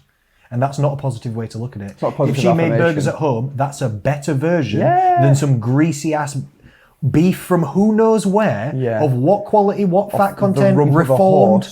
Yeah, exactly. Greasy off a grill that's had 1 billion other burgers on it. You don't know what calories you're eating. You know, Gary flipping it. You know. Yeah, I know, mate. Fake away makes it seem like you're having a fake worse version, a downstep from what I actually wanted. Like the takeaway's a better version. Takeaway's probably the worst quality food on average that you can probably eat at all. Mm-hmm. Overall, isn't it? It's probably on average the worst for your health. Yeah. of all food that you can possibly eat. If we looked at I wouldn't say there's many foods that fall into the category of if you ate nothing but this, you would just die. And you can order different stuff at a takeaway. Like, yes, you can get salads at some takeaways. You can get chicken kebabs and stuff. But this is not what we're talking about, is it? We're talking real life. When you order a takeaway, you're getting a Chinese, an Indian, you're getting burgers, chips, doner kebabs. Even chicken kebabs are not low calories, let's not pretend. The naan bread, the size of a sleeping bag, it comes folded into, is about 600 calories, which is what we started. 200 or 300, yeah. 200 or 300 for the chicken. Then you've got garlic mayo. Everybody fucking loves garlic mayo, don't they? Yeah. 200 or 300 calories for your garlic mayo, straight up. What other sauces have you got in there? What other additives? That's not your chips on the side. They're 700 calories. It's 1,500 calories, even for the chicken kebab. Ladies and gentlemen. Connor's riled up. I spend my entire life trying to get people to eat less. Just riled up. Just riled up. Seething. I just don't like that term as well. Fake away. I just don't like it. No, I agree. Bullshit. No positive affirmation to that. No, it's not a positive way of thinking about it. Yeah. She didn't create fake versions of takeaways. She created home-cooked, better food of the versions that she actually wanted. This is all positive. Not even looking at it from our point of view, but just like a fun, worldly way. Like if we take pizza takeaway or something, that's gone from a nice Italian traditional thing that was like healthy for all intents and purposes and served nutritional value as well. Now it's and had fiber in it. And then it went down and now she's trying to bring it back. Yeah, exactly. It went Chicago town deep dish. Chicago town so pie, nice. Pizza pie that's this thick. Yeah. What I even recommend to people, even on this fakeaway business and subject, is supermarkets now do their own version of fakeaways. Some of them are even called that, where you can go to a supermarket and you can get an Indian curry thing in like a box and you put it in the oven. Yeah, for sure. And it's not quite cooking it yourself, but it does say the calories on the side. I really implore people to try and don't order a pizza from flipping wherever pizzeria. Just don't do this. It's going to be greasy. You don't know what you get, and the quality is going to be debatable. Yeah. If you care about your health and your calorie intake, either go for Domino's or Pizza Hut, because at least they show the calories. You know, you can at least judge what you're having, or just go to the supermarket and just get one. Yeah. They range from 600 to 2,000 calories. Just that's pick what it one comes that's down to. It's appropriate. just effort. It's like when Just people are like, one. oh, well, I don't know what calories are in a pizza. It's like, well, you pick one Just that pick you one do that says the calories on it. You can even order Domino's or Pizza Hut or Papa John's. They all say the calories. Just get one that's calorie counted from an actual reputable place where you actually know what it is. Either get supermarket ones are better because they're lower and less greasy on average, and it's not harder. And it's a weird psychological thing that as well, that like choosing the harder option, because it almost doesn't seem like an option. And I get how people could be naturally pushed to say the other. I, as a PT, only really noticed that like my natural for years disposition when someone would ask like, oh, but it hurts, it's hard to do this, I don't want to do it like that. I'd be trying to like figure out like a loophole, like, oh yeah, but if we do this, it won't be as bad. Exactly. Whereas now, when a client's like, oh, but or there was a social situation, it's like, did your friends make you do this? No? Then you made a choice. Then you've held on a pedestal health and fitness and fat loss and life goals and this immediate piece of gratification, and you've chosen that every time. And that's wherein lies the problem. It isn't anything to do with any life issues. It's just that you're choosing this time and time again. And yes, it's hard. And you've just got to choose whether you want the pain of not achieving your goals or and the luxury of having this, or the other way around, you know? Yeah, and it's best to create a balance between both. This is why I don't get people to try and stop eating the foods that they love. I just try and get you to... Which is sometimes hard enough. Yeah, go for versions which are controlled. Then you can still eat pizza. Yeah. You can still have desserts and stuff. If you can cook your own, or you can get a supermarket version, or you can order from somewhere that shows the calories. You can actually understand what you're working with and fit it into a healthy, balanced diet, and then you can have everything that you want. I imagine you've got clients that you've almost got to coach into fatness sometimes. Like, in what way? I've had a couple of people across spanning years or whatever that come to me with the sort of Herculean approach of just like, this is it, day one, things change today, which is commendable, formidable, perfect, but they go too hard in the wrong direction. They go, everything first of all must be clean that I'm eating. It has to be like flavorless and boiled or something. And I'm scrapping specifically this, that, and that. Yep. And not because of any particularly calorie thing, just because it's like a hard ass approach, like more like a 1960s approach. Like you just can't eat this. And then sometimes I'll have to coach people back into eating shit things for the sake of consistency. And it's such a weird principle to teach people, because it's like, I know this goes against all the maths and what we're saying, but for the sake of consistency, for the sake of, I've seen people walk this path many, many times. I know how it ends. You need to eat a little bit shitter.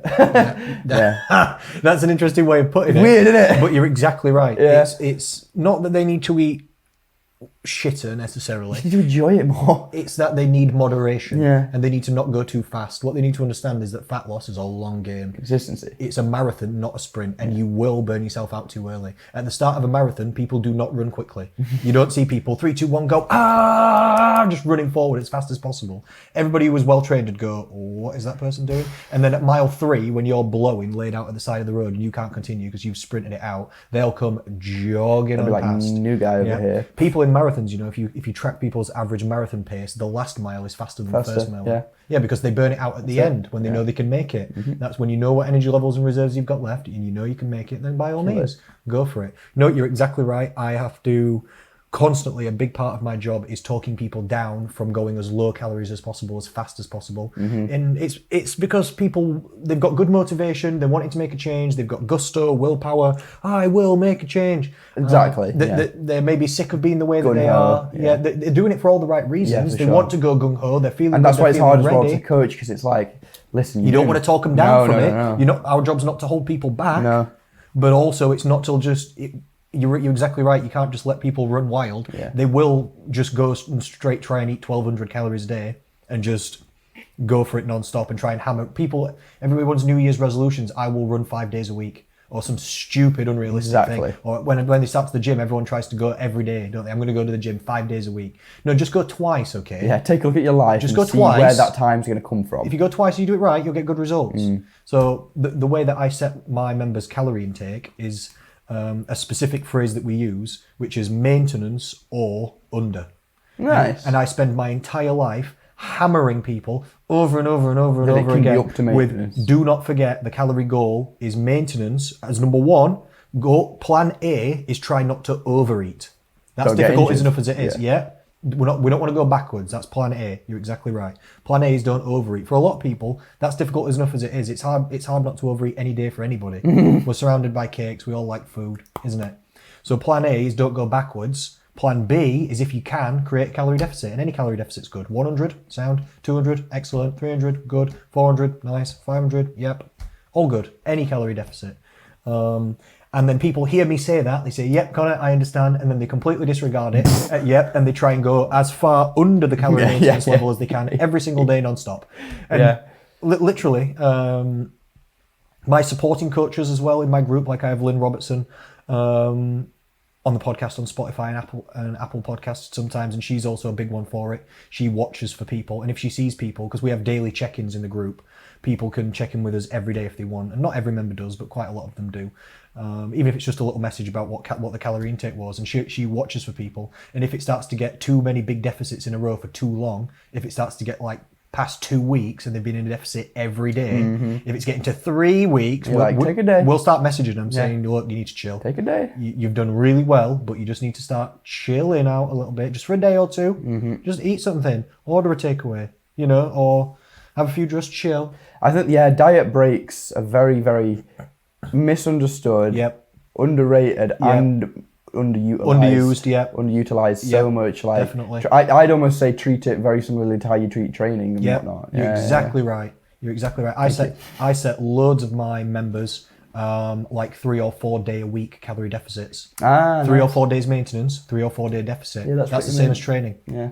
And it's for people who are struggling with the weight loss. Nice, isn't it? It's for people who are struggling. Not everyone. Some people can do, some of my clients, they'll do 3 or 4 weeks of a deficit and then they'll take a couple of days off and then they'll hammer it again for a period.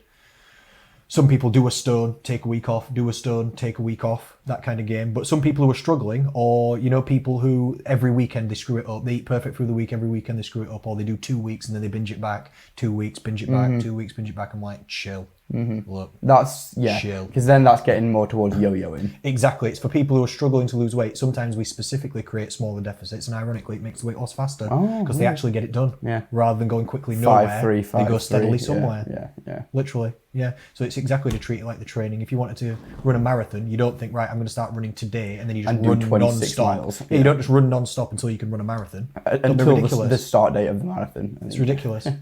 I always explain to my members that humans, as people, we take breaks from every single thing that's difficult in life. We do not work every day.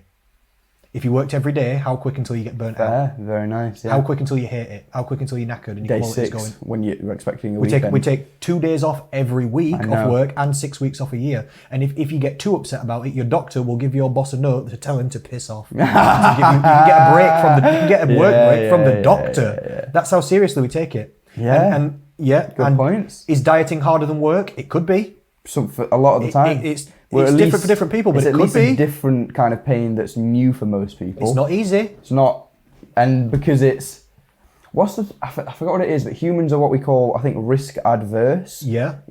Which I'm not too, I'll butcher it, I'll be paraphrasing, but that means like that we take risks in a purely survival way as opposed to progressing way, If which necessary, is that, we will every time choose things that save our lives, but we will never really, unless we push ourselves, choose to make options that progress our lives. So like something like working is a necessity and we have to go to work so we can eat and we don't die. So as much as you might hate it, it's never really a thing that you get to think about because you just do it. Yeah. Whereas something like fat loss that you decide to do, you decide to progress, or training in the gym, takes a certain mentality to get you there because because you can leave it empty. You don't have to fill that tank, you know? Yeah, you're exactly right. Sometimes I get serious with some of my clients because I have some people, if they don't lose weight, they'll die.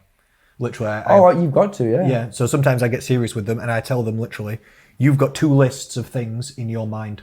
One of them is stuff you do. The other list is stuff you try to do. You don't try to brush your teeth. You brush your teeth whether you've got time or not. Don't matter whether you want to or not. Whether you're motivated to brush your teeth, you just do it. You don't try and pay your bills. Sometimes you don't like paying your bills. You still do it. You don't try and go to work. You just actually go to work. You might complain about it, but you complain while you're on the way to work, not while you're not doing it. Some people need to take dieting out of the category of I am trying to eat better and just actually eat better. Sometimes as simple as that. Sometimes it's not that simple. It's I'm a not saying it's switch that of the easy, switch. but No, sometimes some but people need to get serious with it. I think if it telling needs someone doing, that from your point of view, delivered with sincerity, that could be enough to get the ball rolling. sometimes it helps people. They need to realise. Sometimes you need to put it on the list because, like you're saying, you need to work. Why? So that you can have a roof over your head and you can get food so that you don't die. If you don't eat healthy, you'll die. Food kills more people than smoking. Healthy eating, people see it as optional. And it can be optional for a while, but it's not optional forever. You have to take control over it at some point, otherwise it will not go well. If you don't eat healthy, there'll be no health. And in case you've got not noticed, you need it. So sometimes I have to literally say what you've just said to people, and I have to get them to put healthy eating into the category of it needs. It doesn't matter whether you're motivated, whether you want to. That's not how it works. It needs doing, literally. So some people need to make a little switch. Interesting that. I think when you phrase it like that as well, it does something psychological. Sometimes powerful, nice. isn't it? Just to think about it like that. Some things you do because you want to do them. Some things you do because they need doing. Anyway, I think that's about it for that news item. This lady lost a shitload of weight by not eating takeaways anymore. Well done, yeah. Yeah, she just started cooking her own versions. Not spending 400. That shows you how many calories are in takeaways. That flipping shows you. This woman went from 22 stone to 10 stone. How many calories are in 400 pounds of a month worth of takeaways? That's That'd be an interesting calculation. Insanity. Yeah, the cheaper the takeaway is, the more calories it's going to have in it as well. Yeah, for sure. I would bet. Yeah, there's definitely a flipping point to that, but yeah, for sure, that's definitely the leading argument. Do you want to hit one of your news topics then? What were they, mine? You've got 3 reasons you've hit a weight loss plateau, and your teen's smartphone could be the key to an unhealthy weight. Oh yeah, let's go for that one. Your teen's smartphone could be key to an unhealthy weight. What do you think about that straight off from the title? I think it could be. What would you say? Like, why? There's 2 parts to being overweight. There's eating too much, but the other reason that people eat too much is because they move less, and this makes your metabolism and your calorie maintenance lower. That's why it's easy to eat too much, because people are not very active. So people being on their phone, rather than going to see your friends, you just text them. You've got games on your phone. You don't go people don't go play outside. You know, people are inside more, just using the phone to fulfill day-to-day things rather than getting out there and doing it. So I just immediately thought about reduced activity levels. Yeah, basically. Spot on. And all the sort of like psychological effects that come with that. Like I can just sit down and use my phone all day, but they're harping on about the kind of what it does to your circadian rhythm and how that can affect your appetite and whatnot, which is quite interesting. That's a true point, yeah, but I would say that's minutia. Maybe, but they're saying like spending hours. So he's got here, spending hours on your phone or any blue light screen can disrupt your sleeping patterns, and less snooze can affect our appetite-stimulating hormones, causing overeating. Explained by yada yada yada, whatever, and what it can do to you and craving carbs and how that has an effect. So you being the nutritionist, that's true. So because I don't know much about that. Yeah, if you're sleep deprived, people's willpower goes down. There's decision making fatigue. Do you know if you're sleep deprived, every single measure of the human body is impaired? Name anything. Time to fatigue, strength, memory, eyesight, anything, reaction time, anything. Calculation abilities in like flipping maths, digestion, worse, risk of disease, up, anything. Any single measure in the entire world, if you're sleep deprived, that's ever been measured, it's worse. I think I remember seeing something along the lines of when we have daylight savings, like stroke and heart attack numbers go through the roof on those like 2 days a year. Interesting. By a good like 30% or something, they spike just because of people losing an hour of sleep a night. Yeah. Interesting. Car accidents go up around that time. I know that as well because people are tired. Do you think as well that and what effect it might have on your sleeping patterns would be more of a practical effect or more of a physiological effect? I think that's minutia, to be honest. Because they're saying, and they're not wrong, that looking at a screen that produces light, that puts blue light into your eyes, this kind of tricks, in a way, your body into thinking that it's still daytime, even though it might be nighttime. This is true. And then if you're playing on your phone and stuff, and then you just suddenly switch it off and try and go to sleep, your brain might be whirring because you've not had a chance to relax down. You've been getting all this stimulus from Instagram scrolling and pictures and flashing and all this stuff. Yeah, okay, that can mess up your sleep a little bit, make your sleep a little bit worse. But you don't think that does anything like physiologically in your gut to anything that you might be digesting differently at different times of the day that might promote anything more to do with fat Not storing? In terms of digestion. If you woke up the next day and you were tired, then people do crave carbs when they're tired. That's literally so all of it would come down to that more practical effect in that it just pushes you into a position where you're more likely to eat food for different reasons. Yeah, it's not having a direct impact, it's having an indirect impact where it hinders making the correct food choices by making you more tired. This makes you crave carbs and puts your willpower down, and your decision-making abilities are worse. Because I was questioning the legitimacy of that. It does make sense. The other thing that I thought, though, that's not the main point that I thought. Do you know the blue light from the screen? That's not anything compared to the blue light from your actual lights in your home. So unless you're using your phone in the dark in bed, which you might be, you might be staying up late just scrolling while you're in bed. If you sat in the living room, it's not that you're on the phone. It's that all the lights are on in your entire house. Are they LEDs in the same way or some shit? It's still, any white light has the entire rainbow spectrum, so it has blue light all the same. Yes, that makes sense. Yeah. We actually have a non-blue light emitting night light in the bedroom. Oh, I used to have one of them. Yeah, we don't have it on when we're asleep. A side light. Yeah, like a side light. We have it on sad light. Seasonal affective disorder light. No, they're vitamin D producing lights. That's different. I had one of those. They were cool. That's a different thing. This is just an orange light that just doesn't produce blue light that much, really. So it just doesn't keep you awake as much. We just have that as the side light in the bedroom. But yeah, it's a real thing with blue light, and you can put that's what nighttime mode on your phone is. Have you that sepia tone? Yeah. Yeah, that's what that's for. You can turn that on as well. But that knock-on effect to fat loss, you think is pretty banal, pretty.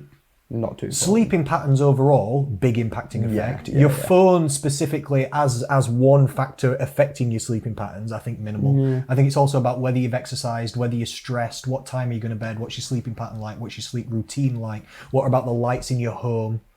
I think that's what about your sleep environment? What about how many hours of sleep you're getting? Yeah, no, it's a bigger thing. Statistically, I think sleep opportunity is the number one factor that reduces people's ability to get enough sleep. People don't give themselves enough literal time in bed to actually get the hours that they need. People need to get 8 hours sleep, so they get in bed when it's 8 hours until they've got to get up, thinking they're going to go Yeah. and just fall to sleep immediately perfectly, not wake up at all, and then wake up dead on the alarm. Ridiculous.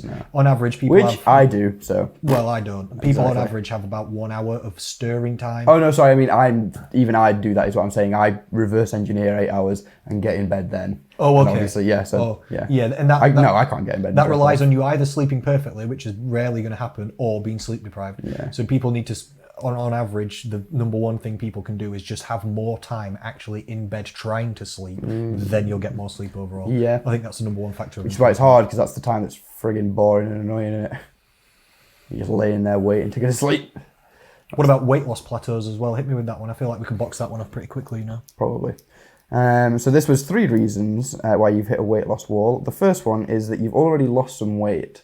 And one of the main drivers of a plateau is that after weight loss, your body's metabolic rate changes as well. Correct. That's because your overall body mass is the primary determinant of your resting metabolic rate. We agree with this so far? Yep. Happy? Spot on. Doing well.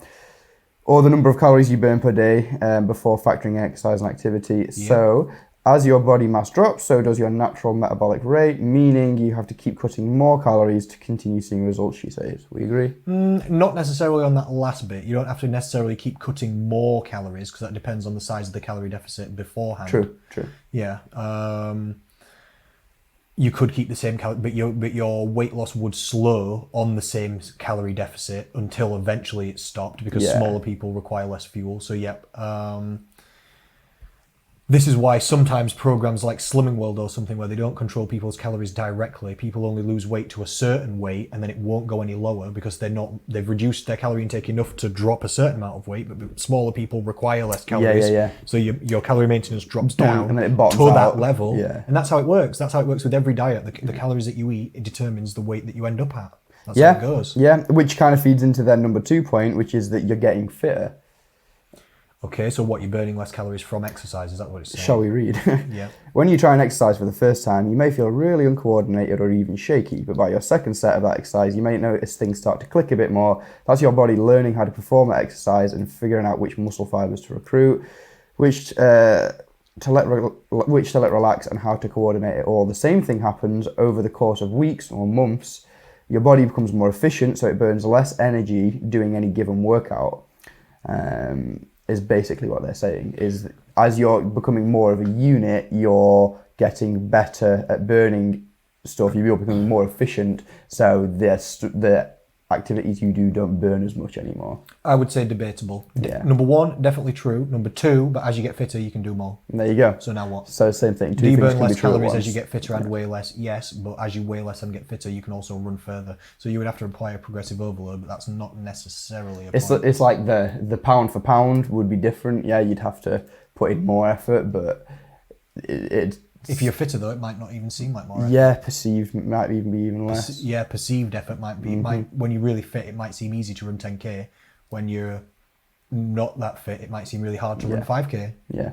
You know, so that is a true point, but that's also one of the reasons why I account for, you know, with my 6 Steps to Slim program, every single calorie changing variable like this, they're all accounted for. Oh yeah, as different parts of the program. As different parts of the program to stop. There's no one on my program gets weight stalls that we can't get around. It just doesn't happen because I account for every single variable, including that one, which is why we don't. And because the answer's always the same anyway, it's like you're always getting funneled towards the obvious outcome. It's always a calorie value answer. It's always, Yeah. And we don't account, the reason that doesn't affect people in my program is because we don't account for the calories that people burn through exercise into the calorie calculations. Thank God, because when my fitness pal does that for my clients, I'm like, listen to me.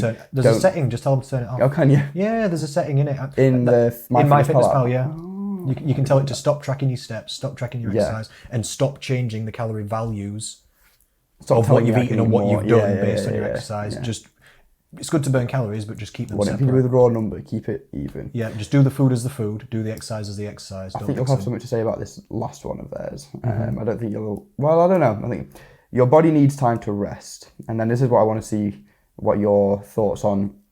The set point theory suggests that there is a weight range at which our body is comfortable, and any time we move away from that weight, our body works towards getting us back to the comfortable weight.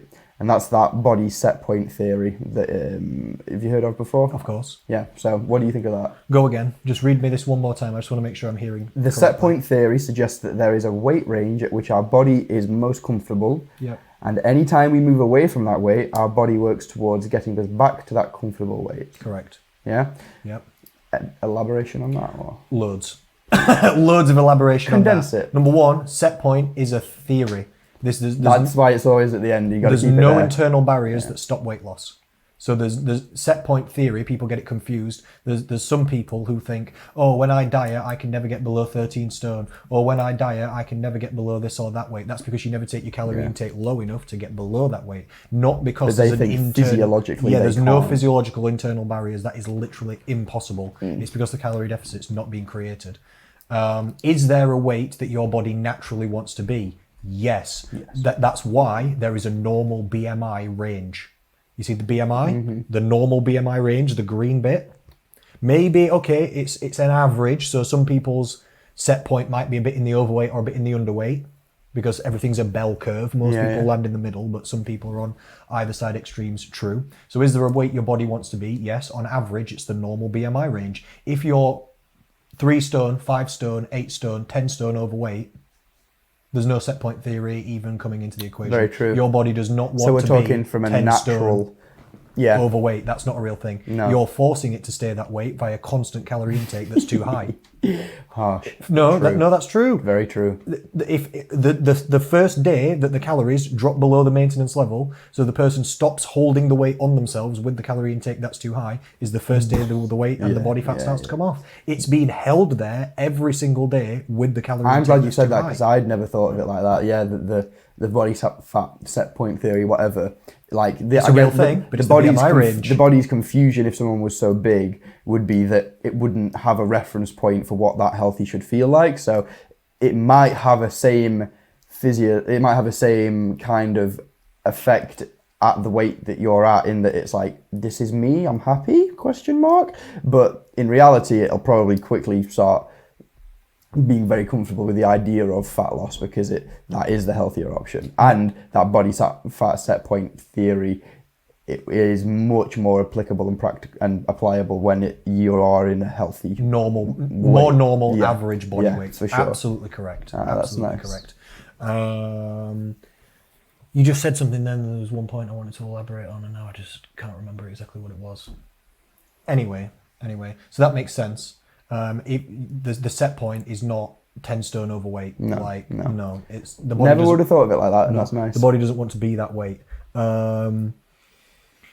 The third point is, does the body fight back against weight loss to try to get you to stay the same weight, homeostasis? Yes, it does. Yes, it does. That's not the same thing as set point. No. This is normal. This is what we call in 6 Steps to Slim program, diet fatigue. Some people call it metabolic adaptation. Yeah. That's what it's called in diets sometimes. Some people call it starvation mode, although that has negative connotations. Yeah, and isn't exactly true. No, it's not exactly the correct way of looking about it, because it's not starvation mode. Because if you've got weight to lose, you're not starving even if you haven't eaten anything, because you've got energy reserves. Starvation ends in death usually. Yeah. The penultimate, isn't it? So does the body fight back? Yes. Does that mean that your body wants to stay overweight? Kind of in a way, but also not really. I remembered what you just said that I wanted to elaborate on. When you said the body gets used to fat loss, that's called metabolic health improvement. There's a real thing called metabolic flexibility as well, and that's a person's ability to switch between burning food and body fat for fuel. Yeah. And this is impaired in people with metabolic issues like type 2 diabetes and stuff. This is why with someone with type 2 diabetes, if they don't eat some food, they can get low blood sugar, and the body's not very good at bringing the blood sugar back up on its own. So they're not very good at accessing their own fuel stores that they've got within. Even though they've got them, they're not very good at accessing them because they never do. That's mad, I didn't really Yeah, they never do. So then when people get healthier, that kind of stuff, if someone's got type 2 diabetes or a lot of weight to lose and they drop calories quite quick, they might start to feel faint and lightheaded. That all wears off. Until you start getting very lean, and then you've got actually low stores, but in the mid-ranges, that all wears off. You get used to it. Yeah, to elaborate on one thing you said then as well, with your body, you saying if you're losing fat, does your body want you to not lose that fat? Does it want to go back to that how fat it was before? And the answer, like you were saying, is a yes ? And I think that's because, like, a better way of phrasing it, Your body isn't trying to get back to how fat you were. It's nothing to do with the fat that you've got on you. It just doesn't appreciate the deficit that you're currently in. Oh, that's such a good way of looking at it. You see what I mean? You just explained that so well. Yeah, that had never really clicked with me before, but it doesn't care about that fat. It's just that you've been in a deficit for a minute and it feels It doesn't like that. Yeah, it's and not none that it of wants the effects fat, are it doesn't want particularly... the deficit. Yeah. That's such a good way of looking at it. Interesting, isn't it? Yeah. Very smart. Yeah, because that fat you could remove from you and your body still wants it because it's still energy as it wants the food, the deficit that you're in. All it wants it doesn't is like that a deficit, fuel. no matter doesn't matter what body fat level you've got, diet fatigue still hits. Doesn't matter, yeah. It still fights back against we any need to body fat remember loss, that, no yeah. matter how much body fat you've got at all. Again, I account for all of these variables and I account for that variable too. If dieting creates diet fatigue / metabolic adaptation, guess what gets rid of the diet fatigue? A diet break. Not dieting. You're exactly right. Dieting causes it. Guess what we need to do? Not diet. Yeah. And the underutilized diet break. Yep. And diet break's a nice way of looking at it, but you have to be specific because I don't mean just eat whatever you want, go crazy, start gaining the weight back, a maintenance break, start sticking your face into cake. We don't mean I mean specifically balance your calorie intake back around that maintenance level, and that's why my goals for people again with calories is maintenance or under. Some days practice eating around the amount your body actually needs to eat. This is a long-term maintenance food habit creation. Some days eat less so that you can get a faster result, and then we'll balance these things to the end.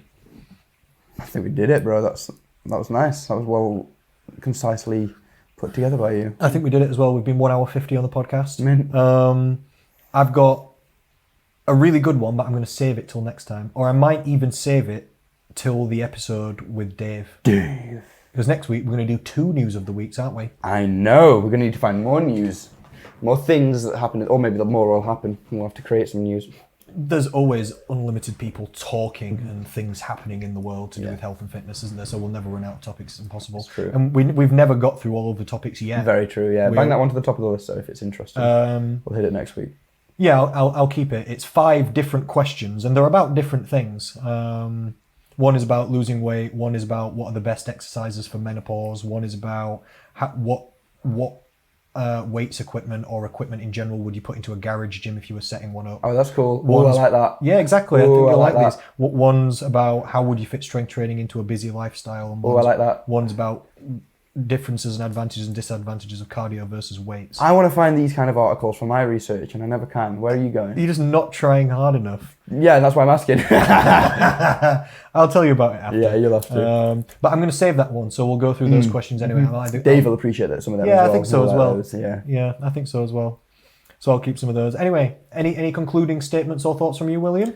I don't believe so. I hope we're all well watching this, and I hope everyone's having a pleasant time at home. I hope you got this far, and if you did, thank you for sticking with us. Share it with a friend, and we'll see you next time. Yeah, give us a like, give us a comment. Yeah, all that good stuff. We'll see the comments if you leave them on. If you give us a like, that helps us spread this good information and podcast around the internet. And give us feedback. If you genuinely thought it was good, give us a like. If you didn't, don't give us a like and tell us why. My father Be told me he constructive. likes it. He likes it. Yeah. That's nice. He likes you and he likes it. I made a friend. Yeah. Thank you, Mr. Rhodes. Appreciate it. Yeah, for what it's worth. Definitely still tuned in. For what it's worth. Yeah, thank you, ladies and gentlemen. I agree. Thank you very Connor. much. We'll speak to you and we'll see you again soon.